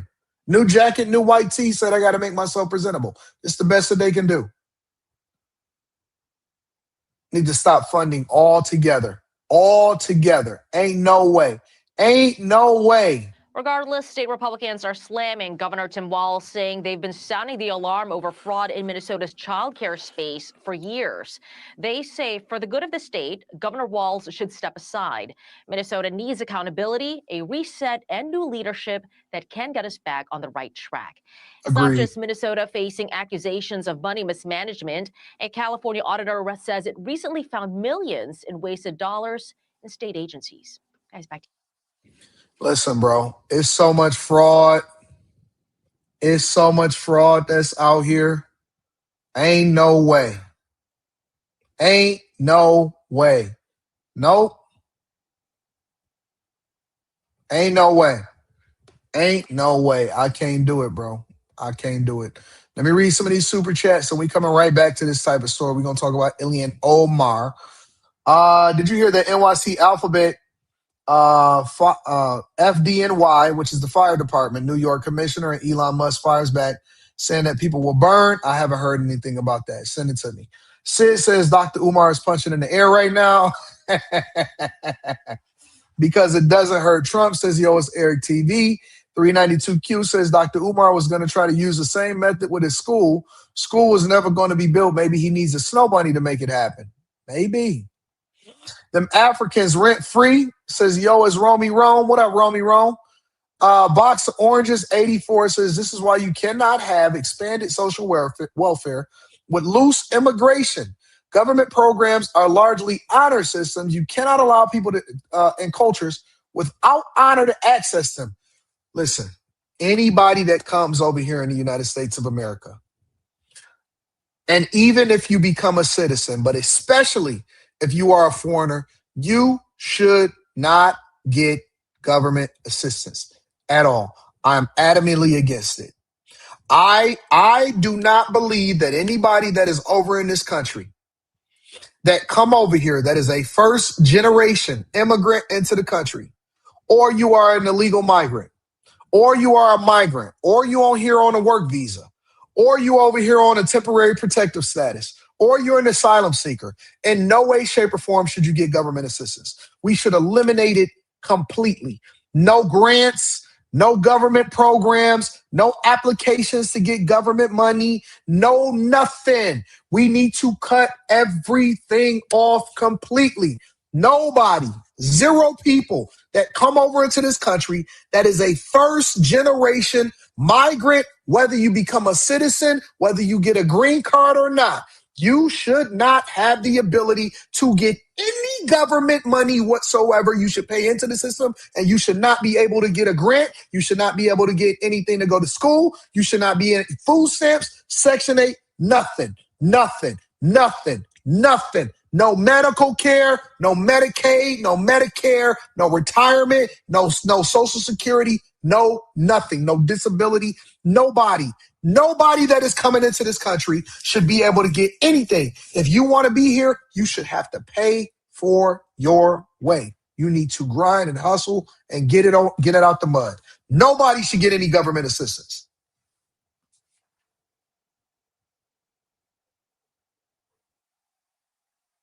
I don't know where we at. What the fuck we doing? How can you get something from taxpayers and you just got here? You ain't even put in on this. You didn't even put in on this. You just got here. No skin in the game, no nothing. No, nothing. You should not be getting a dime, a dollar. Not at all. Not even a little bit. Not a smidget. Not a mask. You should not be able to get a mask out this bitch. And then they come over here talking about, look at all of what we did in less than this amount of time. The fuck you talking about? And then they talking about Minnesota and Minneapolis is their birthright. Look at what we did. Look at how great we've become.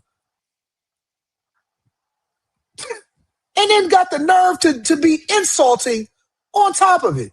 They'll sit here and throw it in your face. Man, listen. They throw it in your face. They will throw it in your face.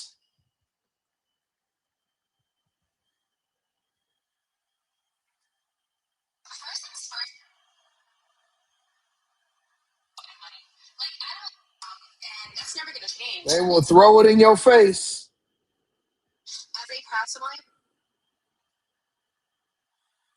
Make you look like you're a fool and tell you that they spit in your face and tell you that it's raining.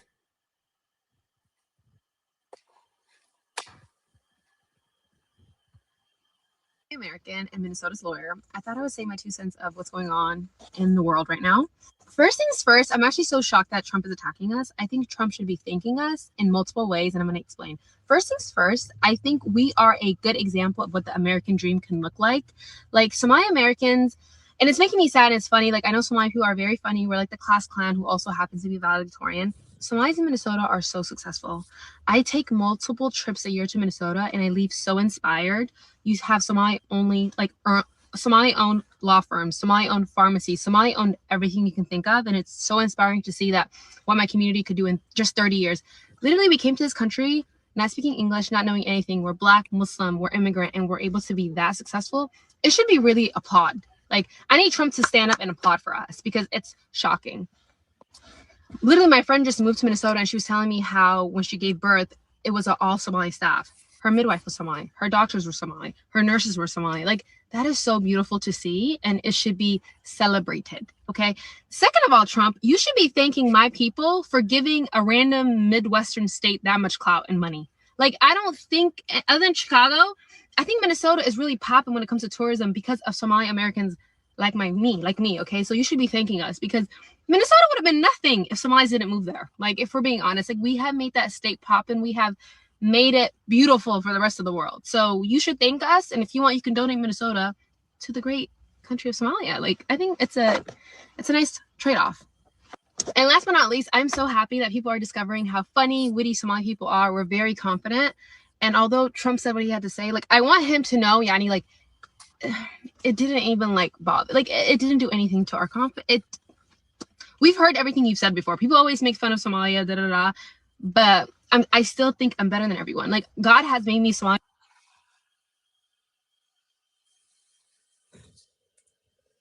I still think I'm better than everybody. We still think we better than y'all. Muhammad, like, I'm okay. I'm okay. On top of that, I'm Somali American, broski. Like, I'm winning on both sides. But yeah, it's just nice to see that everyone's realizing Somali people are very funny, very confident. And that's never gonna change. It has not changed since colonial days, baby boy. And it's not gonna change because somebody right now decided to make fun of us. We're actually winning the war, so. But yeah, that's all I have to say. And to the people of Minnesota, I love you. I'll forever support you. I'll forever take my birthright trip to Minnesota. Actually, I'll forever take my birthright trip to Minnesota. I'll forever take my birthright trip to Minnesota. They think that they own Minnesota. They believe that Minnesota is theirs. And it ain't nothing you gonna say, nothing you gonna do about it. And they gonna do what they want to do when they want to do it. I'm telling you. They're sitting here as confident as ever and saying, fuck you. as a proud Somali American in Minnesota. Fuck what you talking about. What is you saying? What is you talking about? What is you saying? And I'm better than you. And they don't even have no shame about it. They feeling like this is what it is. And what you gonna say? What you gonna do? Fox News alert, a flood of new information is coming out about Minnesota's massive fraud scandal. Each new revelation is fueling more and more demands for answers from Democrat Governor Tim Walz and his administration. The FBI saying it's massing resources to get those answers. This is the Faulkner Focus. Hello, everyone. I'm Julie Banderas in for Harris today.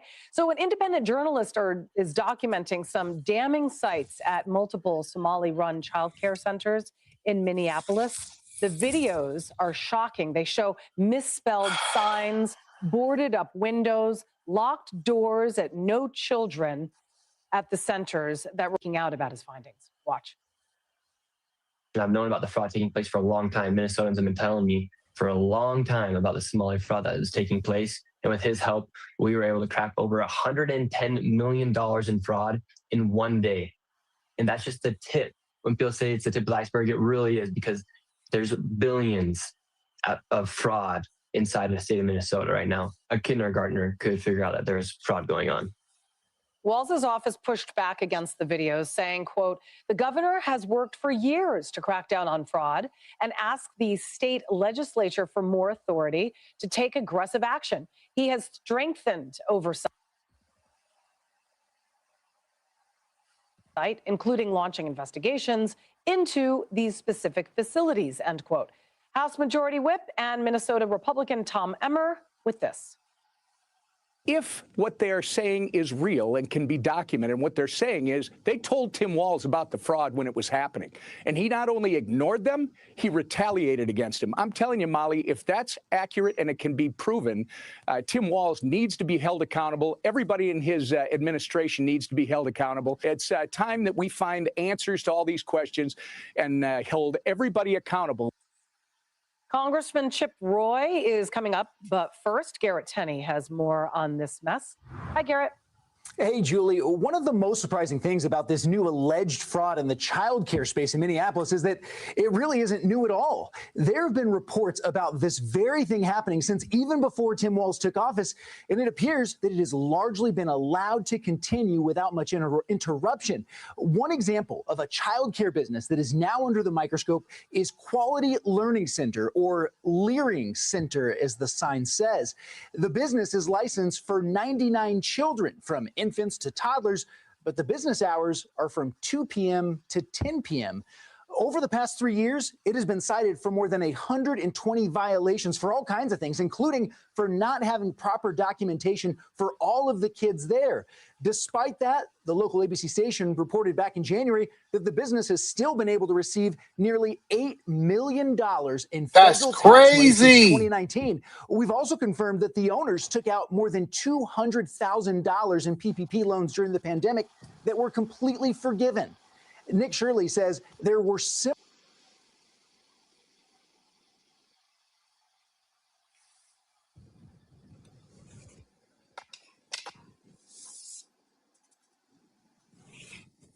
Wow, bro. Wow. Wow. This is absolutely disrespectful in the worst way, bro. Oh, man. This is disrespectful in the worst way.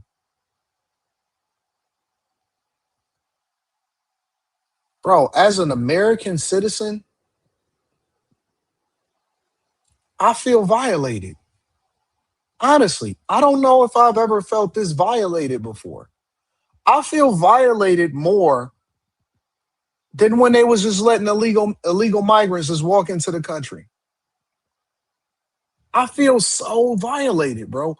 As a person that is in the highest tax bracket, that got all kind of shit coming out, Social Security, FICA, all of this stuff coming out of our paychecks. We work our ass off. It's people that work their ass off every single day, bro. Every single day. We throw money at the government for fucking nothing, just for existing. And this is what they spending y'all money on, bro. This is what Democrats will sit there and say. Do you know how many children needs child care, early development? They pillaging the country, bro.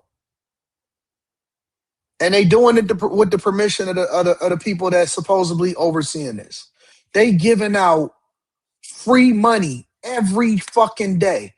And then they playing in your faces. They'll sit there and show up. We ain't seen a Bernie Sanders sighting since this shit popped off. AOC and them will sit there and tell you, gotta pay everybody a livable wage. The fraud that is happening with the federal government can't be misunderstood. They'll sit there and tell you that they got to pay everybody a livable wage, that we need health care coverage for everybody, that child early, they're going to stop to shut down the whole motherfucking government for early child care and development, for monies to continue to go towards Obamacare and all of this bullshit. And they ain't said nothing with regard to this.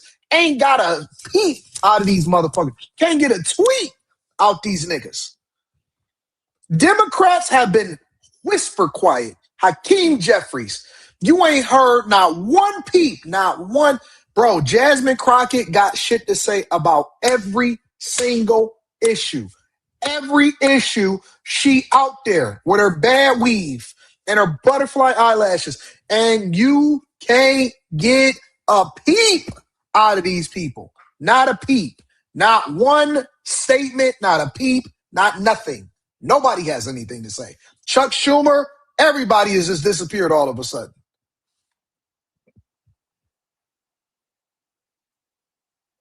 Ilhan Omar, she went silent.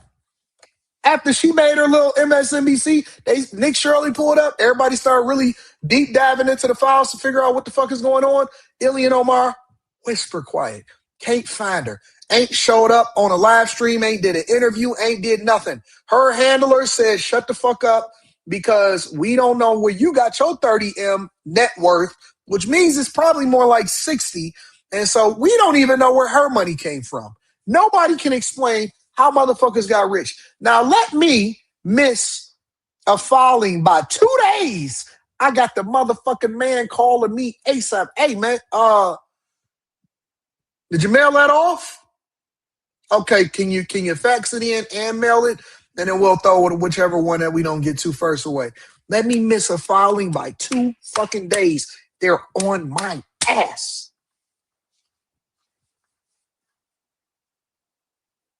On my head top. With interest, nigga, if you messing up. On my head top. These niggas is getting PPP loans. Fuck is going on in this country, bro? What's going on? Let me make a mistake and buy a vehicle and it's not mistakenly not under $6,000. I mean, 6,000 pounds. I got to get all kind of validation. I got to get all tax strategists, all kind of shit in here fighting for my life every day.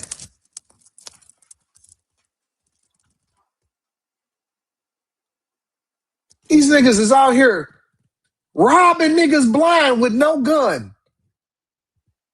Niggas in prison should be feeling disrespected at this. If you doing a prison sentence for a white collar crime or you put your life on the line for some dumb shit, these niggas is walking around in their white tee, yep, in my white tee, yep, in my white tee. These niggas is flaunting it on TikTok. They got a whole governor that was about to become vice president of the United States of America. Kamala Harris, quiet.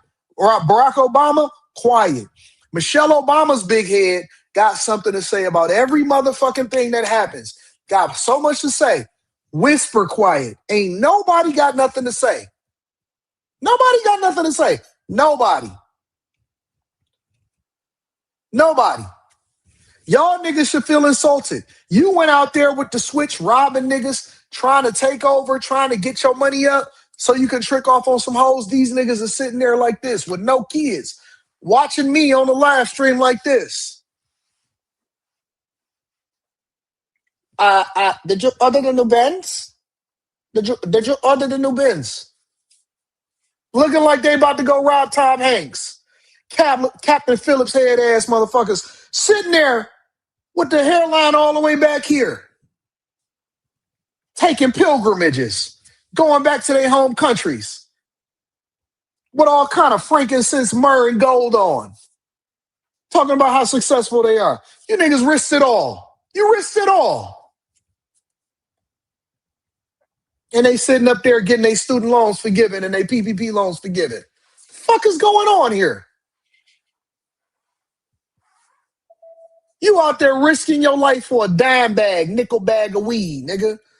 Trying to get Trump, telling your people, hey, can you get Trump to pardon me? How much time you got?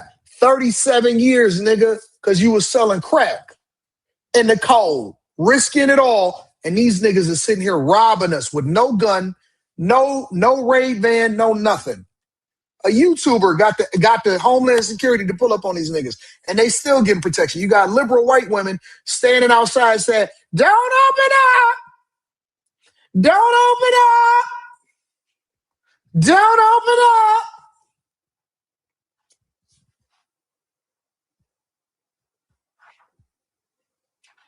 Don't open up! Don't open up!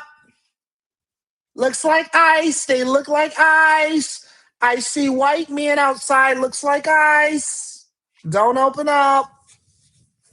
Don't open the doors. It looks like an ice situation. Who are you? Who are you?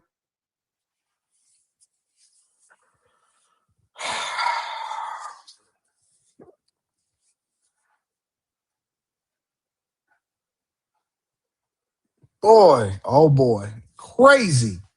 Crazy, crazy, crazy. This nigga got PPP loan. Similar red flags at some of the other child care centers that he tried to visit in the Twin Cities. But it's so obvious. If you're living in Minnesota, you have to raise your eyebrows and think, what's going on? Literally, if you drive around Minnesota, around Minneapolis, you will see daycare centers, autism centers. You will then see transportation companies that have snow piled up as if they haven't moved in months. After Shirley's videos went viral, FBI Director Kash Patel posted that the Bureau is all over this, saying fraud that steals from taxpayers and robs vulnerable children will remain a top FBI priority in Minnesota and nationwide. The FBI believes this is just the tip of a very large iceberg. We will continue to follow the money and protect children, and this investigation very much remains ongoing. While Governor Tim Walz and other state officials are now claiming that they are taking steps to investigate and to keep this from happening again, remember, these claims of fraud in child care centers are not new. In fact, all the way back in 2018, as Walz was making his first run for governor, sources in the Somali community told our local station, KMSP, that it was an open secret that starting a daycare center and billing the federal government for it was like getting a license to make money. How do you even do that? How do you even come up with this shit? Who was able to crack the code for this? Who cracked the code for the starting a daycare finesse? And I know somebody had to be in on this at the top. And the reason that I know somebody had to be in on this at the top is because neither white people nor black people was able to get a bag. Listen, the one thing I know about black people and the one thing I know about my snow bunnies is that they're gonna figure out how to get them some money. But you telling me black women wasn't in on this? You know how fast black women will spin up something when they know, bro. You know how many women became nurses after the pandemic? You know how many estheticians popped up because you know how fast black people will spin up something to get a part of it? Do you know how many daycares would have popped up if black women had got a hold of this information? Girl, you better start your daycare so that they can pop their shit and talk. I don't need no man. Because white women and black women, they can't wait to tell you about the money that they got and that they got their own money. And I don't need no man. I don't need no man. I don't need no man, no man, no man, no man, no man. He got to be making more than me. And baby, I just went to the Biz dealership and I just got me a bow tie. And I got 2 G63s on the lot, both for me and my homegirl. They would have been all over this shit. All over it. And the Snow Buddies too. They would have been in on it. It would have been so many daycares inside of the trailer park. You can't believe it. You can't believe it. They can't wait to get their hands on the latest finesse and government handouts.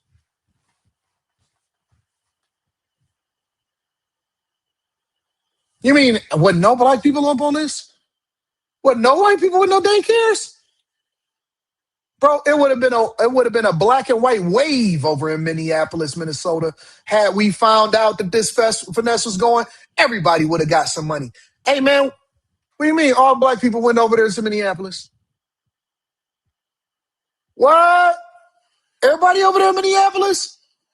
Chargers, Challengers, Escalades, everywhere. Chargers, Challengers, Escalades, everywhere. And baby Benzes. Chargers, Challengers, Escalades, baby Benzes would have been all in the streets. Minneapolis would have been Atlanta. Minneapolis would have been the new black Mecca had we found this shit out. I ain't lying, and you know I ain't lying. All of them people that was all of them people that's in Atlanta would have been in Minneapolis. We wouldn't have went to Houston. We would have went to Minneapolis immediately. Cold, don't fucking matter. We would have been in that bitch. Strip clubs everywhere.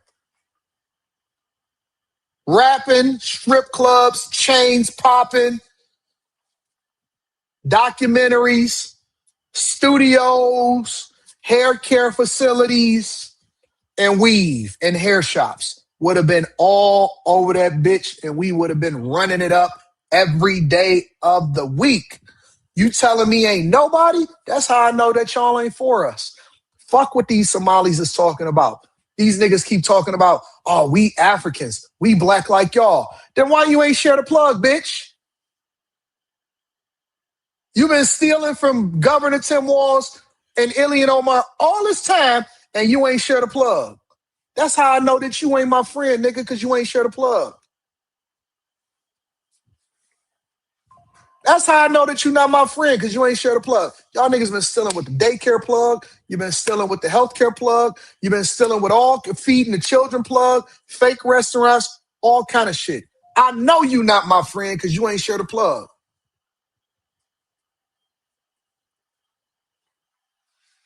Would have had this motherfucker rolling.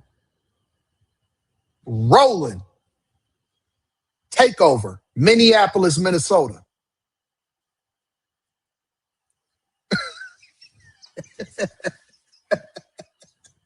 You ain't gonna lie to me.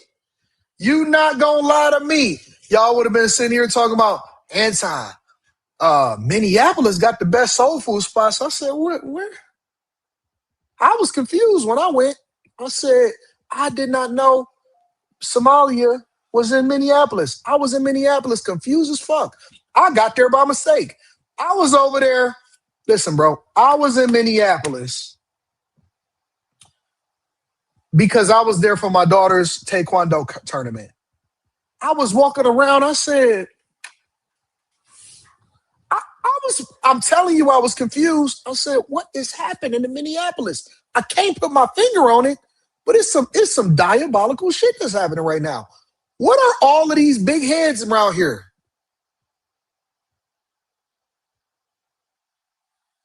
What is all of these people around here? I called my homeboy back home. I said, man, you haven't been to Minneapolis? He said, no, why the fuck would I go to Minneapolis? Ain't shit up in there. I said, nigga, there's some money here somewhere, and I can't figure it out. You said the same thing, Kirsten? I showed y'all the video. I said, man, it's weird. Something is happening in Minneapolis. I can't figure this shit out. I got all of these people and these dashikis walking around, not dashikis, but the hair wrap in the dashiki, and I can't figure it out. Where these niggas come from? And why they all driving these nice cars? Man, Minneapolis is weird, bro. These niggas got a whole basketball team. Who the fuck go to see the Minnesota Timberwolves? Who go see the Timberwolves? Who's going, bro? Who is getting season tickets to the Timberwolves? I'm just trying to understand it. I'm genuinely, bro, bear with me for a second because I got to make this make sense for me. Who going to see the Timberwolves?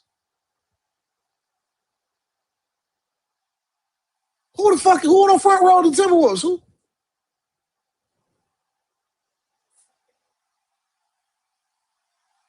Why do they still got a basketball team? Who's funding this shit?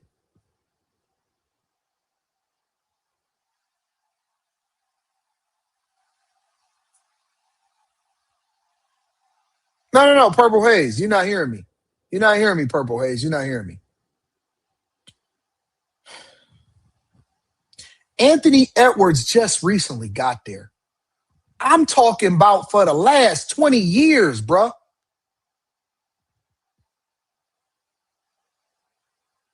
I'm talking about for the last 20. I ain't talking about now. I'm talking about all this time. You think that it just started? They've been stealing for years, boy.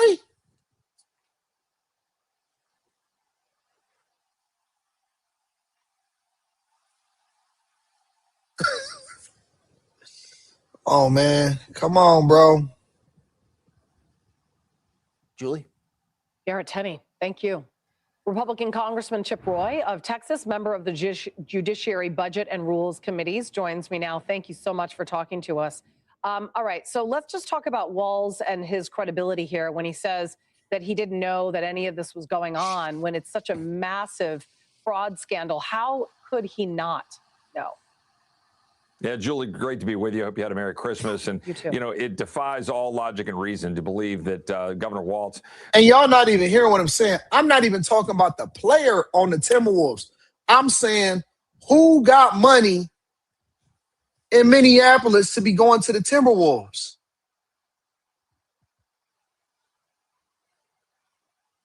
Who got the type of money to be getting the season ticket? I know how much floor seats cost.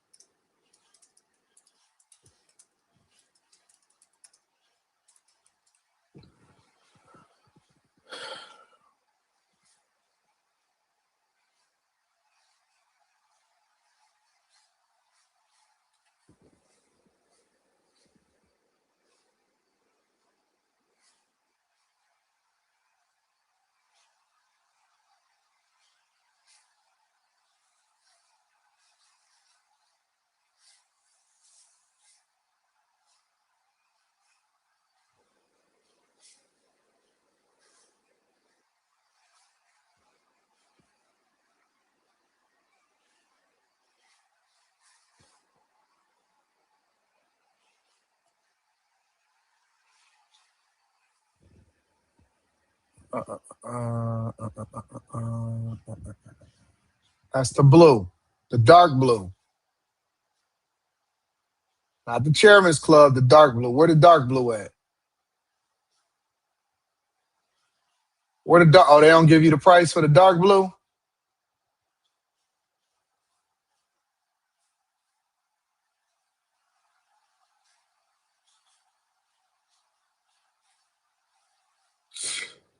I need the dark blue.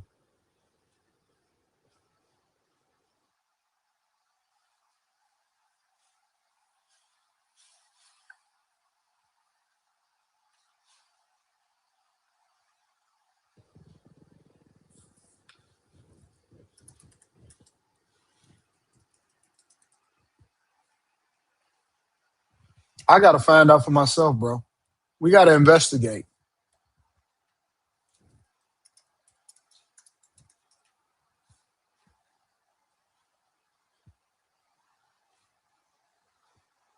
Why is these seats in high demand, bro?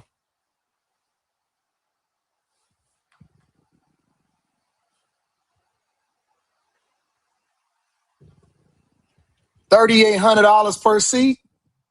Hell no. Hell no. Hell no. $3,800 per seat?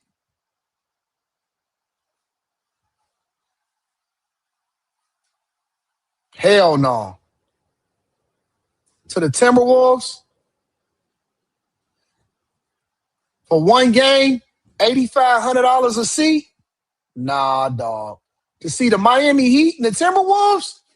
Fuck out of here, man. Y'all not about to sell me on this. Y'all not about to sell me on this. I'm not. Oh, y'all can't see it. I'm sorry. The Heat versus the Timberwolves, row A, seat 9 and 10 on January 6th.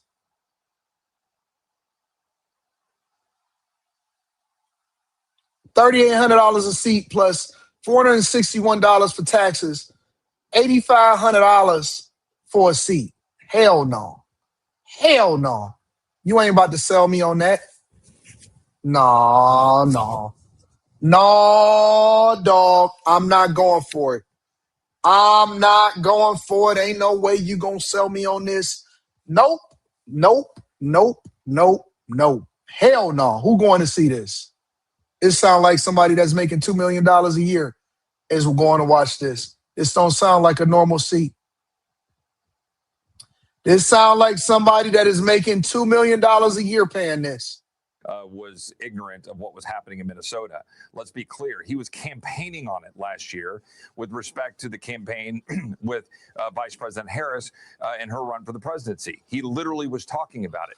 Thank God that President Trump won that election. Thank God that we do not have a Harris-Walz presidency, because they would be encouraging this to continue, whereas this president is rooting out the fraud, securing the border, stopping the flow of people into our country.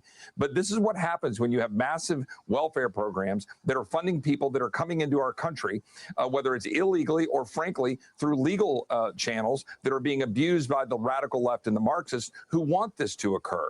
The Somali community knew full well what they were doing. It's a part of an enterprise-wide effort that's global, tied to the United Nations, tied to world organizations, NGOs, our own taxpayer dollars that are being used against us while we import people to be put on the welfare state, to be put on Medicaid, and to take taxpayer money. It's fraud that has to be stopped, and people need to be removed, deported. Capital firm's website. Now, this move comes amid growing questions about the couple's wealth and possible connection to the welfare fraud. According to her latest financial disclosure in May, the couple's net worth surged 3,500% in just 1 year. It estimates now putting it anywhere from $6 million to $30 million. Their net worth went up 3,500%. How do you explain that? And then talk about the scrubbing on the website. That doesn't look good. What's Walz doing about that? Is he looking into this? I heard her husband got scrubbed from certain websites. Well, certainly not. I mean, he's certainly supportive of whatever they're doing. And this is one of the other things that we need to address is the extent to which members of Congress find themselves getting wealthy while they're in Congress. In this case, it appears by being completely in bed with all of the fraudulent activity that's going on in Minnesota. Of course, we should investigate this. Of course, should we look into what they're scrubbing from their website. I think we've got to explore this as far as we can, including potentially looking into denaturalizing and removing Ilhan Omar if she's violated our laws. This is crazy, bro. This is crazy. Make sure you guys hit a like for the algorithm, subscribe to the channel, and turn on your notifications. That's all I'm saying. Listen, this is what I'm saying. This is what I'm saying. We've been spending a lot of time infighting. I know it's been a lot of clout chasing that's been going on the internet in 2025, especially amongst black and white people. I said this a little while ago. I said, I don't understand why black and white people are so at odds in the United States of America. I don't understand why black and white people are so at odds in the United States of America. Everybody is finessing, and we sitting here getting distracted by bullshit. Black people is at odds with black people. White people is at odds with liberal white people. Black people is at odds with white people, or white people is at odds with black people. And we sitting here getting this whole fucking country pillaged while everybody else is looking at us and saying, yeah, let them be loud, let them fight with each other, let everybody run in the Victim Olympics, while we sitting here taking this whole country under.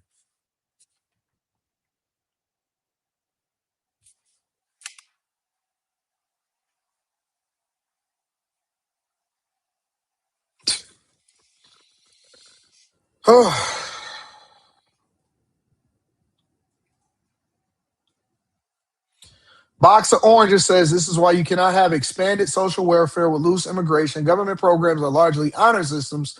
You cannot allow people and cultures without honor to access them.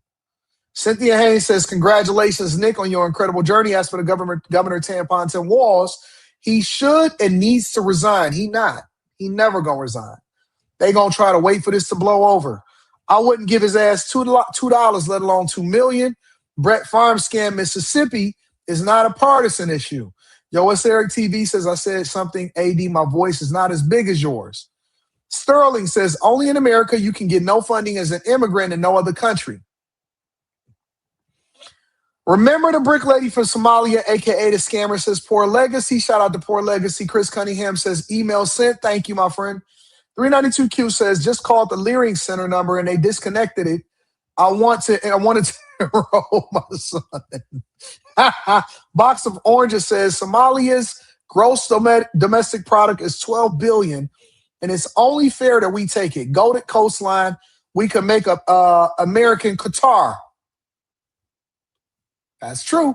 Little Black Duck says, crazy how Melissa Horton voted against expanding funding for these programs and met her maker 4 days later. Peace to the chaser. Shout out to Little Black Duck. Make sure y'all tap into the Patreon. Link is in the description as well as pinned to the top of the chat. Elevate to the unknown. My guy says it hits different when you're a hardworking American doing things the right way, yet watching others get handouts, make more than you, and still act like you're the one who failed. Talk about it. Mr. Lott says they let Jay Morrison get sued and Omi and a Hellcat get locked up and they don't care about us for real. I heard Omi about to get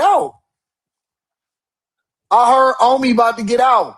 Class Man Wiz says electing a foreign-born citizens to government office is how they were able to take advantage of the system. They found the loophole and exploited it. They purposely inhabited a state and city with low visibility. That is very smart too. Rich crazy Somalians be going crazy on courtside since Era's back. Eric Williams says AD gonna go up to Minneapolis and investigate. I'm not going there right now. Nick Shirley already got there. That's Nick Shirley's territory. One of the daycares has Walt's office numbers as theirs. Really? Aaron Lucas says folks fighting with little fish fraud from daycare centers, but I've seen this level of outrage. But I've never seen this level of outrage about the IMF, who has been fraudulent for 100 years. Oh, that ain't little fish, bro. I'm sorry, that's not little fish. It's not little fish, bro. Make sure y'all hit a like for the algorithm, subscribe to the channel, and turn on your notifications. Let me say this also. I love this show. And I love you guys. You guys are freaking awesome. All right? While you guys were sleeping, the Chicago Board of Education quietly voted to raise property taxes. Finesse everywhere. Make sure you guys hit a like for the algorithm, subscribe to the channel, and turn on your notifications. So it turns out Chicagoans' property taxes will be going up after all. The Chicago Board of Education took action today in a secretive meeting that is raising major questions. Political reporter Paris Schatz has the latest. Yeah, Dawn and Scott, this is a public meeting and there was notice, but it's almost as if Chicago Board of Education President Sean Hardin didn't want the public to know about this today, even though state law mandates that it's public. Now, the board voted 15-5 to increase property taxes on Chicagoans by $25 million. That's the max allowed under state law that puts a cap on yearly increases. And it's a characteristically common vote for CPS. It typically does this every year. This year, It's fraud everywhere, bro. It's fraud everywhere. Everywhere, it's fraud. It's fraud everywhere. Everywhere. Chicago. What up, though? What up, Chicago? Are y'all mad at me or are y'all mad at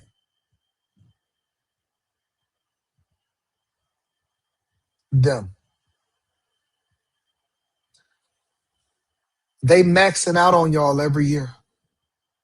Every year, y'all gonna be paying more and more and more and more and more and more and more and more in property taxes. In a secret meeting that your children go to school with illegal migrants that are being protected by Chicago.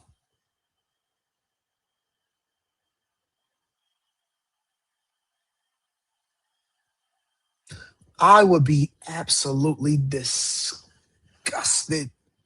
if I was in Chicago and I had to pay more property taxes. I would be more disgusted if I was a renter in Chicago and they're raising my rent because they have to raise the property taxes.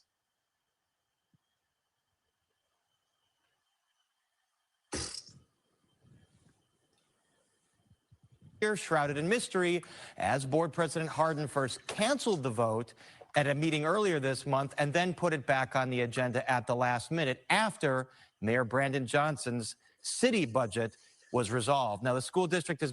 Now, remember, Brandon Johnson didn't vote, nor did he endorse, nor did he go against and veto whatever budget was passed through Chicago. So whatever y'all got, Brandon Johnson threw a temper tantrum and he said, I'm so aggravated. I'm so angry.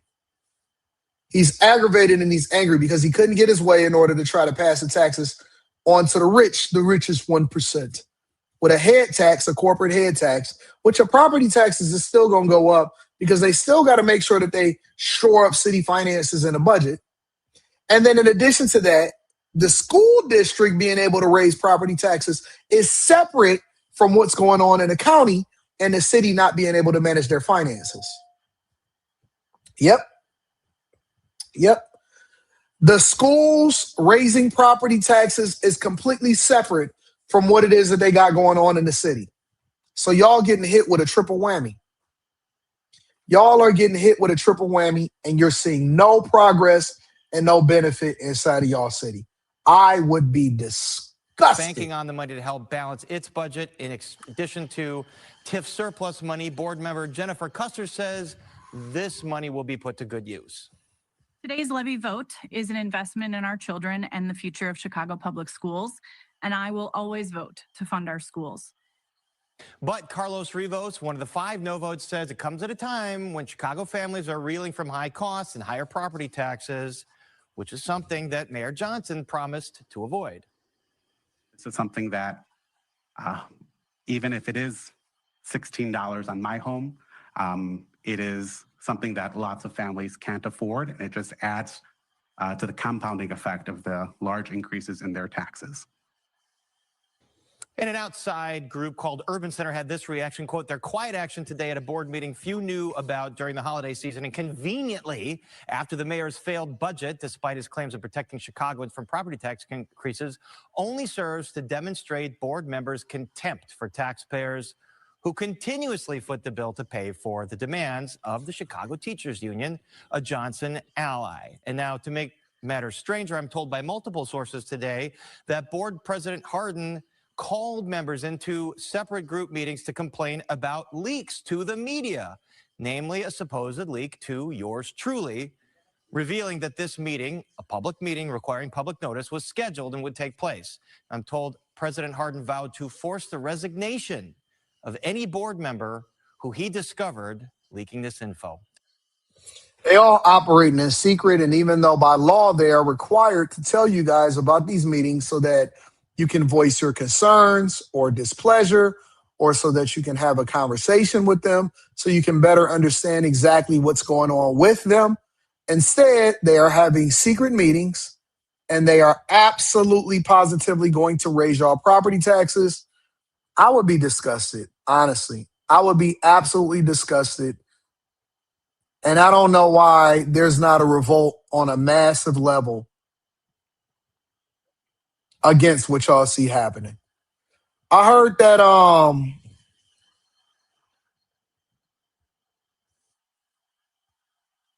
my girl Danny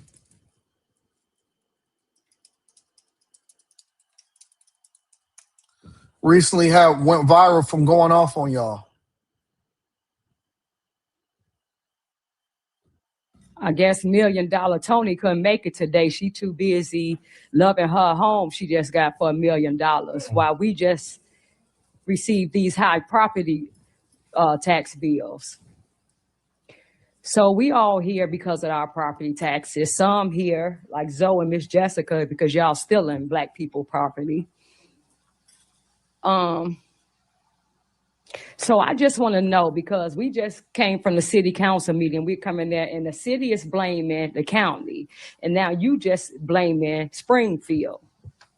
And then when all these people, when they go to these town hall meetings and you send your puppets, they lie and they blame the invisible white man. Somehow they are pushing us out of our community. They want our property. They want Black people property. They never say who it is. They just say, you know who they are. But when I come up in here, I see all Black faces. I see Democrats. So now you can't blame it on Republicans and you can't blame it on white people. So are we talking about the Democrats are pushing Black people out of their communities?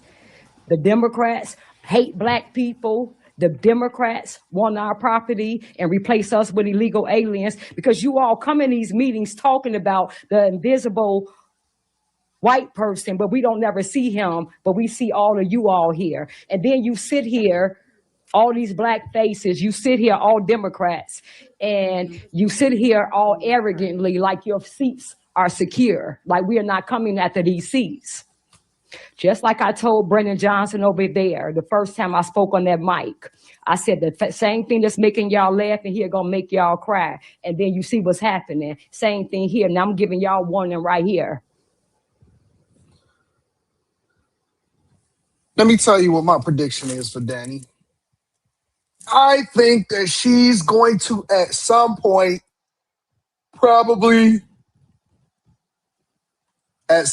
she's probably going to take a position in public office. She's too polarizing. She communicates well. She, I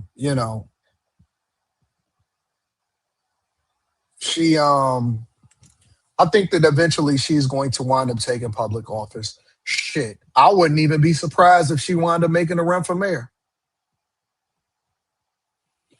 I would not be surprised if Danny wind up making a run for mayor. I would not be surprised at all. Not even a little bit. Not even a little bit. I believe that she would 100% probably make a very, very, very good run for mayor. She got the visibility. She got the love of the streets. She pretty as fuck. And she knows how to communicate effectively. And I don't see why they should not. One of the reasons that I think that they probably scared of her is because they fear her, not because of her relentlessness, but because of what she could possibly pose a problem as in the future. I'm telling you, I see at some point she's probably going to pivot and wind up becoming a Republican candidate for mayor or for some office in Chicago or Illinois. The same thing that's making y'all laugh in here is going to make y'all cry. Mark my words. See, y'all sit here too comfortably, thinking that everything, Black people stupid, that we don't understand what's going on, that we're going to vote blue no matter who. And all y'all got to do is use the race card. All y'all got to do is call white supremacy, the white man. But we're in a heavily Democratic city from top to bottom. State and city, all Democrats. So can we say that the Democrats are racist white men or white women? Who is it? Because this is what y'all telling us. So I'm letting you all know, Chicago flips red. We are not paying these taxes. We are calling for a boycott on these taxes. Nobody is playing this game no more. We won't pay our taxes until we get a forensic audit on where all our money is going. We're demanding that. We're asking President Trump to send the feds here. 30 seconds. The DOJ here. We need a forensic audit on where our money is going. And we are not paying no property taxes. And we are calling for a boycott. And we're going around to every ward in the city and calling for it. You all going to learn to stop playing with us. And you all going to learn that you all work for us. And none of these seats secure. And we coming for those seats. And you could sit there like you sitting there, like you unbothered, all of you all. Yeah, but you getting up out of Next those speaker is Dennis.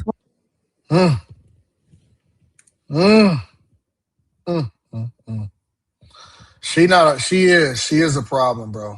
In a good way. In a good way for doing the right thing. I think that she is I see that in her future. But again, it's disrespectful it's disrespectful. You underestimate, somebody says she won't win. You're really underestimating the power of visibility and having that type of visibility and having that type of motion. Bro, everybody would be behind her. Everybody would be behind her. It's the shy guy that says Fairfax, Virginia is placing a 4% additional tax on all prepared meals. What? That's restaurants, fast food, grocery store, etc. Y'all just getting priced out basically by taxes. Sadly, they're even more fraud in Cali. Oh, we know Cali is all fraud. Don't forget that HOAs will go up along with the property tax and rent. Shout out to you, D Knight. I appreciate you. Make sure you guys hit a like for the algorithm, subscribe to the channel, and turn on your notifications. I wanted to cover this really quickly the other day, so I'm going to cover it now. And that they're saying that Trump is promising aggressive housing reform coming next year. Meantime, the White House closing 2025 with a booming economy growing at its fastest pace in 2 years. But housing costs remain a struggle. The average. Hold on, let's back that up. I see green. When the last time you seen gas was $2.82? When the last time y'all seen gas is $2.82 outside of California? Somebody tomorrow, and please remind me because I do want to cover this. I just don't have enough time today to cover it. California. I want to cover this tomorrow. California businesses leaving. I want to cover California businesses leaving. The only place where gas prices is up is out in California. I really would like to spend a winter in California. I'm planning probably next year to spend a winter in California. Mortgage rates are down. Inflation is low. The GDP is booming. Gas prices is low. Absolutely. Absolutely, Eric D. I know you don't like Trump, but it is what it is. Fastest pace in 2 years, but housing costs remain a struggle. The average age of a new homeowner is now 40 years old. That's up from back in 1981 when it was 29. The administration promises homeownership will be making a comeback under President Trump in the new year, and they're making it a day one priority in 2026. The man who could lead that plan joins us now, Housing and Urban Development Secretary Scott Turner. Mr. Secretary, thank you for being here. So much to get. Oh, this is the black guy that they was mad at, that they said, man, why ain't Trump appointing anybody to his cabinet that's black? And this is the black guy that they overlooked that's actually a part of the housing secretary. That speaks to what's going on inside of the economy. This is the person that's a part of Trump's cabinet when they said, how come it ain't no black people? D.L. Hughley and all of the trolls like to overlook this effective gentleman that is doing God's work inside of our administration. Let's start with breaking some news here. We have been teased by your colleague, Kevin Hassett, the economic advisor, that a whole slew of new ideas will be rolled out soon by the administration to make housing affordable, particularly for young people. Can you share with us what some of those ideas and policies may be? Well, good morning. Thank you for having me. And as you said, you see President Trump is prioritizing housing and home affordability going into the new year. He has been working 24/7. Director Hassett and others, myself, will be meeting together in Florida to talk about some housing affordability ideas. I don't want to get ahead of the president, but what I can tell you that this is of top of mind and top priority for the president, myself, and other leaders in the administration to make sure that housing affordability is achievable for all Americans in our country. Sure, Mr. Secretary, and I understand. I certainly respect you don't want to get in front of President Trump, but also as someone who kind of understands how this works, you will take, along with other cabinet secretaries, a list of ideas for the president, present them to him as ways to fix this affordability issue on housing, and then he'll decide what that is. So can you tell us, because I think a lot of American people are wondering, will there be 50-year mortgages, longer mortgage products available? Will there be this push to perhaps ease zoning restrictions? Share with us some details that the American people are so hungry for of ideas you may present the president with.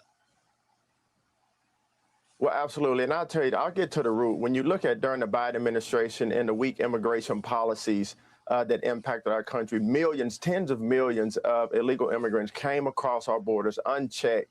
And that caused the housing supply to go down and the cost to go up. And so now you see with secure borders, with our fiscal house getting in order, this is a step towards housing affordability, increasing housing affordability for the people in our country. There's a myriad of ideas that have been discussed, from mortgage, obviously, from interest rates to cutting red tape. I know at HUD this year alone, we have helped over 1 million first-time home buyers through our FHA and Ginnie Mae programs at HUD. And so that's some good news that the American people can celebrate. And also to be encouraged to look at FHA and look at Ginnie Mae if you're a first-time home buyer, cutting red tape, taking down burdensome regulations, not only from a federal standpoint, but also from a local standpoint.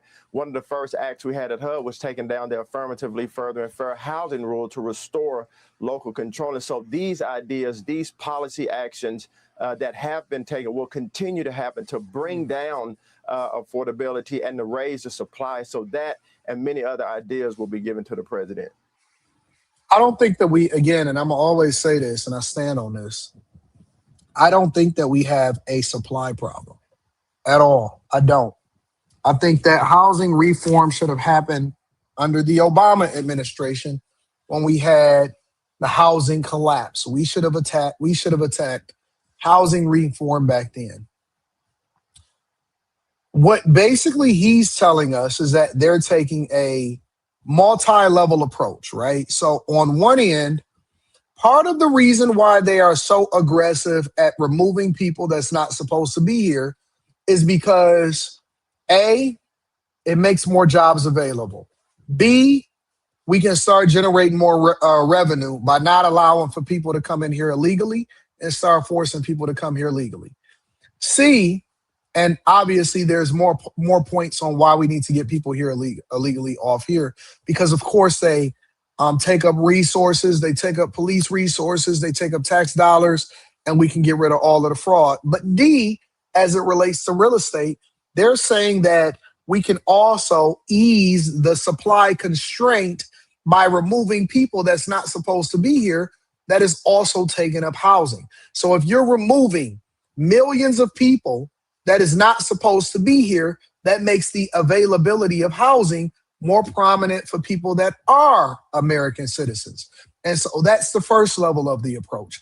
The second approach is that they're trying to make sure that interest rates are significantly lower, which feeds into the affordability of being able to buy the homes. So if you can continue to try to force the Fed to cut rates, which is also the amount that they're generating revenue from on the banks as far as the interest rates that you pay on whether you borrow money on a credit card or whether or not you do it on the loans or whatever, if you can lower the amount that you're paying on interest rates, obviously that makes you your affordability to be able to purchase a home much easier, right? Because now you're talking about how much you're going to pay in interest rates.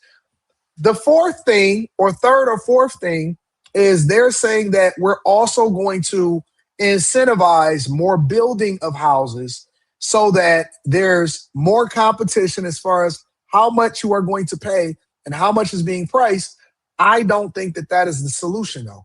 I don't think that the building of more houses matter. There is so much land and so much property in so many cities. And for us to continue to clear tracts of land and clear forestry in order to try to build more houses, I'm not a fan of that. I'm not a fan of that at all.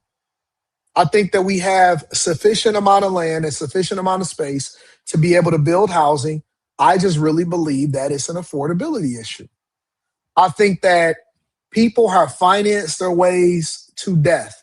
They have financed their lives away.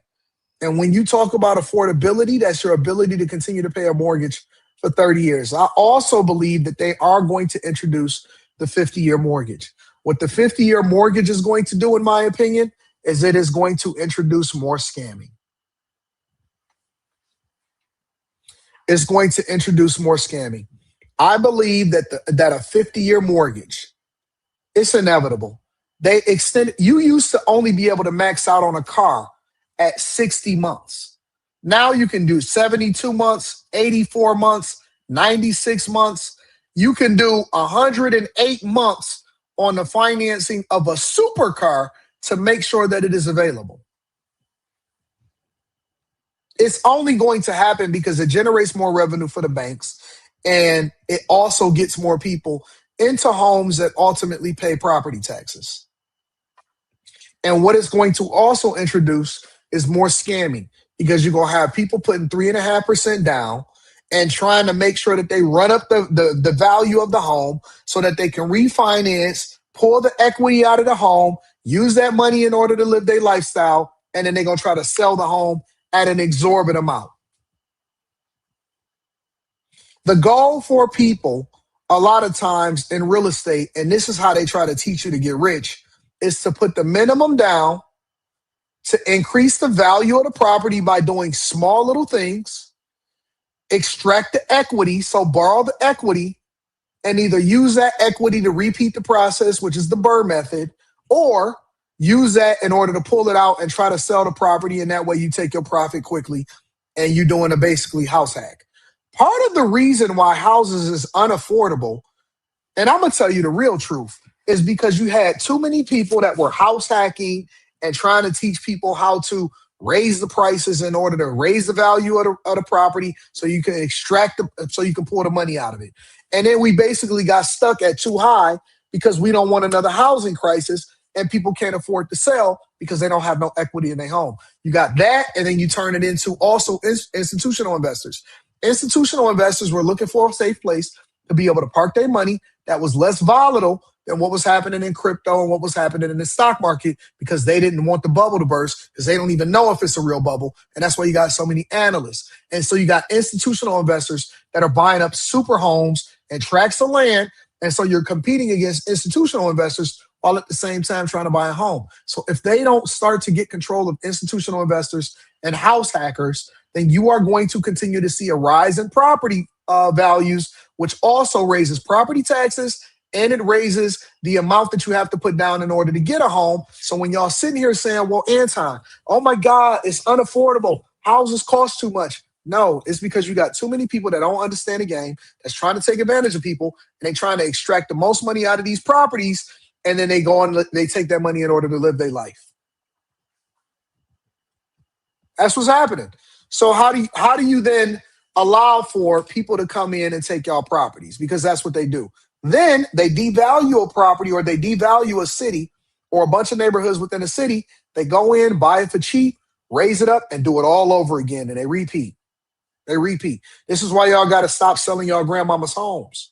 This is why you got to stop when you get a home that you inherited or somebody die or something. You got to stop selling y'all homes. This is why you got to stop refinancing out of your homes, because what you're doing is that you're making your neighborhoods and your communities ripe for devaluation so that they can come in and do the same thing that they're doing to some of these other properties, because they're looking for something that people can afford. So if you go into a space where people can afford, and that's where you then try to increase the value of the property so that you can extract it out of it, you still need people there so that you can say that I have an occupancy rate of above 90% or above 95%.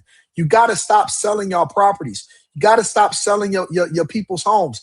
Your affordability in life, and the reason why you keep saying that you need $150,000 or you're going to be in poverty, is because you're paying too much for housing. Housing and cars is keeping you poor.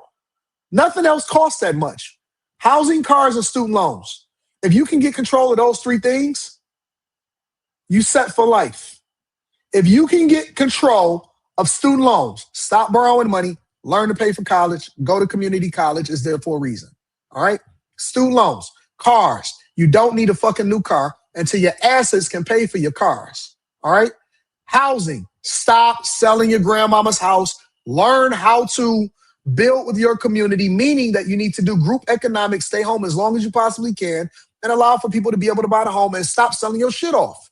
Then you won't have people coming in and gentrifying your area because they ain't gonna be able to come in en masse and then be able to take over and buy your shit and then run up the price again, extract the value out of it, and then repeat.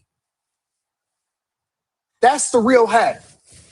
When people are online talking about, oh my God, we can't afford a house, I'm telling you why you can't afford a house. And then here's the caveat. Here's the fourth one. You have 1, 2, 3. Student loans, housing, cars. Here's the fourth one. You want to know what the fourth one is? Stop voting Democrat. Why does Anton say stop voting Democrat? Because it's the exact reason why they sitting here mismanaging y'all city and raising your property taxes.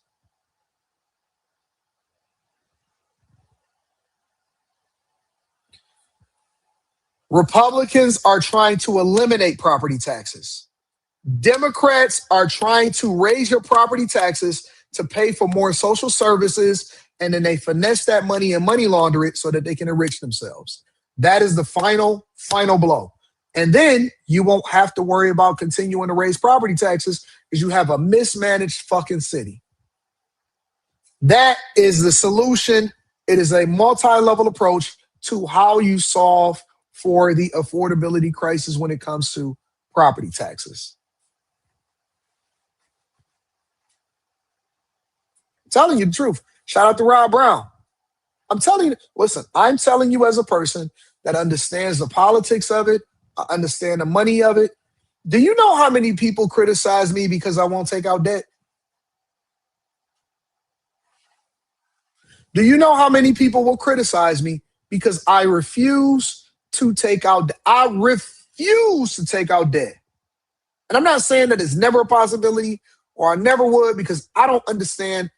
I'm still trying to learn about the commercial aspect of it because eventually I want to get into commercial development.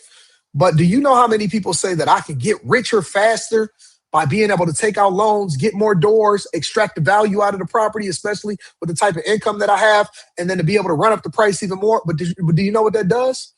It makes it less affordable for the people that I want to actually rent to. It's not about getting rich once you're rich. It's about doing the right thing and then being able to build a great community and being a good steward of what God has blessed you with.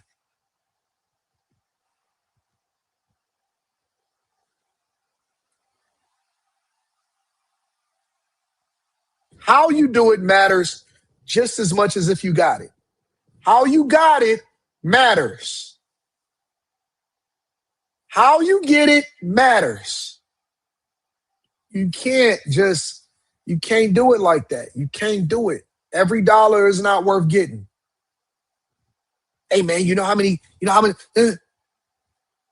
man, we could just, no, stop talking so goddamn fast. Talk slower. I'm a C student. So now you can make properties more affordable and you can give people a really, really, really, really great place to live. You can still profit from it. You just not going, you know what I'm saying? It's a longer term play, but everybody is happy. You make it more affordable for the people that live in your community. You build up the community at the same time. You generate a decent profit and people still can afford to live there while at the same time going to good schools and raising their kids.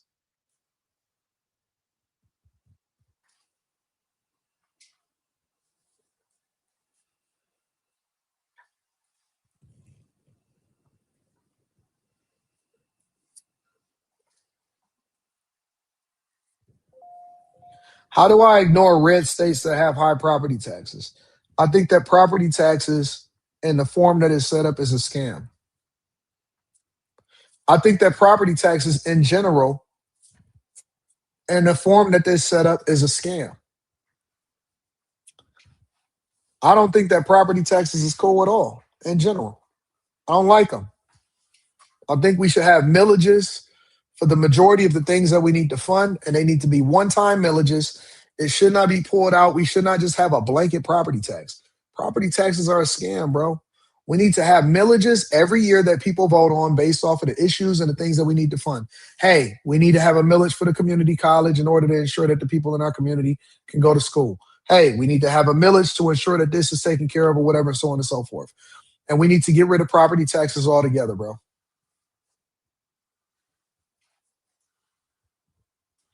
Bro, I have radical ideas, bro. I have radical, super radical ideas. But it actually takes the buy-in from other people and to think critically in order to implement these things.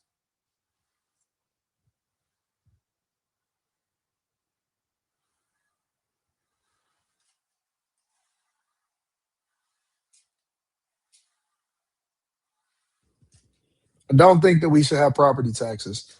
I think that the community should vote on the millages to ensure that certain things are taken care of.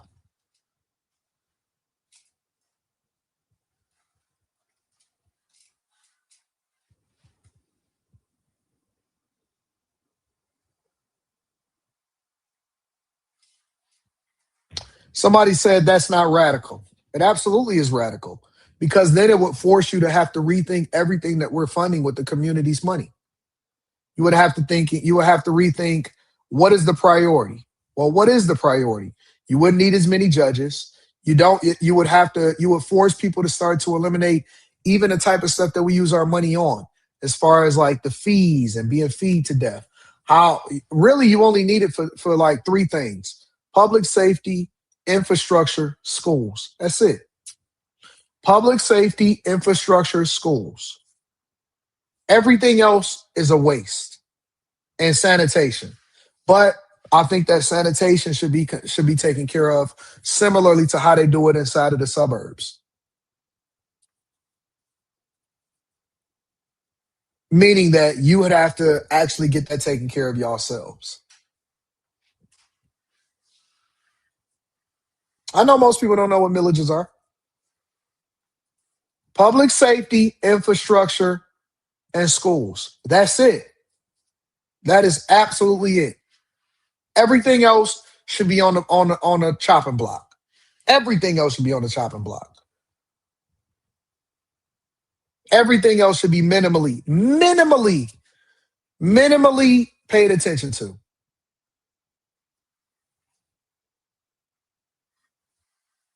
All of this bullshit, super building. Man, this junk is dumb, bro. It's so stupid. It's so dumb. But that's just my personal opinion. That's just my personal opinion. Are you a defund the police person now? No. I think that that's the thing that you should spend money on. That's what I just said. I just said public safety, which is police. Public safety are police officers. We need public safety, infrastructure, and schools. That's it. That's what public safety is. Why do y'all keep saying, no, we need to, oh, yeah. That's what public safety is. Public safety is police.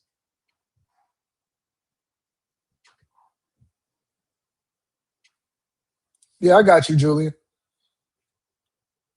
I got you.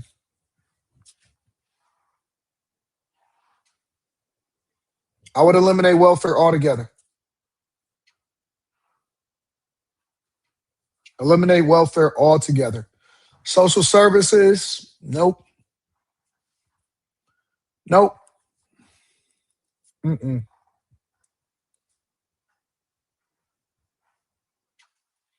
Why do you need social services? That's why we got churches. If you want to help somebody, go and seek your local community member in your church. We would have volunteering churches, no more fucking free rides. No more free rides. I would eliminate social services altogether. Altogether. I would eliminate social services.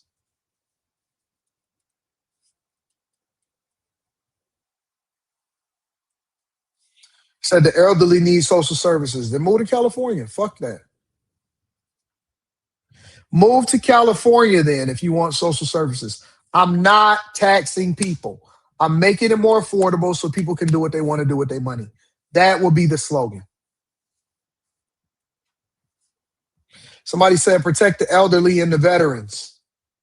What do you mean protect the elderly? Take care of your people then. I wouldn't eliminate them. That's because you don't have the balls to do what it takes to fix this country. You don't have the balls to fix this country.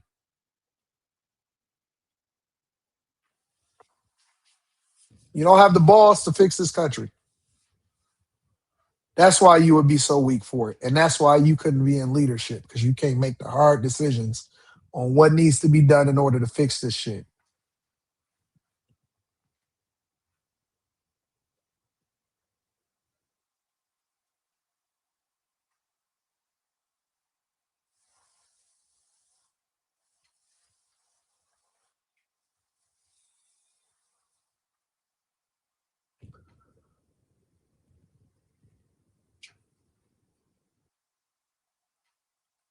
Nonprofits is not a gift. Nonprofits is a grift. They fraud. It's a way for people to make money.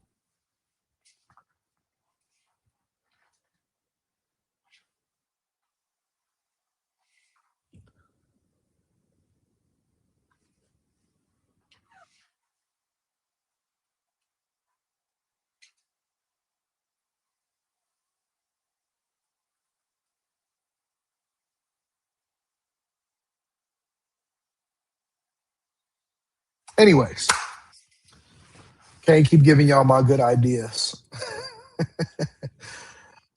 Texas says gas is $1.79 in Texas, Arkansas, Louisiana, and Kentucky. Wow. Shout out to y'all. Keep telling us that gas is high. Shout out to Marcella says, small business owner here in California starting January 2026. We are all being forced to offer retirement for all employees, part-time or full-time. And wouldn't you know, California has its own state retirement plan. What? Man, ain't no fucking way in the world I would ever open up a business in California. I would never buy property in California, and I would never open up a business in California. You're a brave soul. I would never. You saw why Katie said he don't get a haircut. Rob Brown, shout out to my dog Rob Brown for holding me down. Thank you. I do not. Listen, as long as I'm alive, you will always see me be incredibly humbled and appreciative of the fact that I don't care if you gave 99 cents or you gave what Rob Brown gave. I'm always going to be appreciative of the fact that you guys are the ones that keep me lifted up. You support me. You are the ones that take care of me, and I do not take it for granted. I don't care where I'm at in life. I am always going to get love, and it is not expected. I don't ask for it, but I'm always going to show humility and appreciation for the people that support the platform. I thank you. I appreciate you. Rod, I truly love y'all. TS Car Wash D-Cell Service, Bone Winkle, anybody that show love, anybody that sent anything, you don't have to. So I have to make sure that I acknowledge every single super chat, every single cash app. I have to show love to y'all because it is y'all, and I truly believe this is our show. This is not just my show. This is our show. This is not just a me thing. All right? So I'm always going to show love. Salute to you, AD, for the value that you bring to this community. God is so good. Thank you for pouring into the Bag Chasers. Make sure y'all tap into the Patreon. Link is in the description as well as pinned to the top of the chat. Because of your insight, I'm officially debt-free. Shout out to you. No more student loans and thriving in my content creation journey. God bless you. No, God bless you, bro. God bless you. I'm so thankful that you are debt free. I love my people, bro. You forgot credit card debt. Says you Devil's Raspberry says great vids. Love to see the discussion with Barry Cunningham. Love to see you would discuss with Barry Cunningham. What's Barry Cunningham? Let me look this up. Barry Cunningham.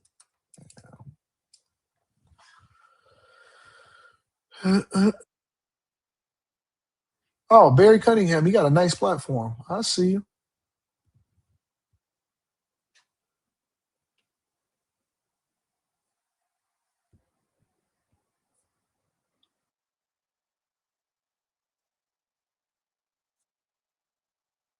Shout out to Barry Cunningham with the good platform. I see you. I see you, Barry. Run it up, big dog. I might have to check out his stuff. Thanks for the alley-oop. I want to check that out. The TS Car Wash and Detail Services, you see the Cam and Natalie Nunn interview? No, man, I tried to watch it. It was too ratchet. I just couldn't. I'm not, like, I don't watch baddies or whatever it is that they got going on. I said the same thing. Get rid of all of that. We 36 trillion in debt. We don't have got the money. Keeping up. 8150 says, if you ever run for mayor, I'm moving so I can vote. I appreciate that. And shout out to my dog, Eric D. Always be here. Man, I love y'all, bro. I love what y'all got going on, and I appreciate y'all. All right. Last after hours of the year is tonight. We're going to be on room 9 with all of my friends, including Carrie, Slimmy, Q, everybody, Molly, my friends, last after hours of the year. And then we right back at it tomorrow morning, because we're going to do the last Millionaire Morning Show of the year. I think this is 263 or 264. Episode 264 in the can. No misses. No misses, y'all. All right? Tonight, the last after hours, we getting it in, and I got some good subjects for y'all. We're going to have a good time. I love y'all. I appreciate y'all. Y'all are the greatest community on earth. If you haven't already, make sure you tap into the Patreon. Link is in the description. Teach Henley, 40% off your first order, 20% off of life. I'm porting all of the rest of the information and the vlogs over. And in the beginning of the year, I'm going to have a brand new vlog for y'all that is dropping exclusively on Patreon, because I'm vlogging every day. And we got some new live streams set up. Block Club, Stock Club, content creation, mastermind sessions. It's going to be lit. I love y'all. I appreciate y'all. I'm going to holler at y'all later. Peace.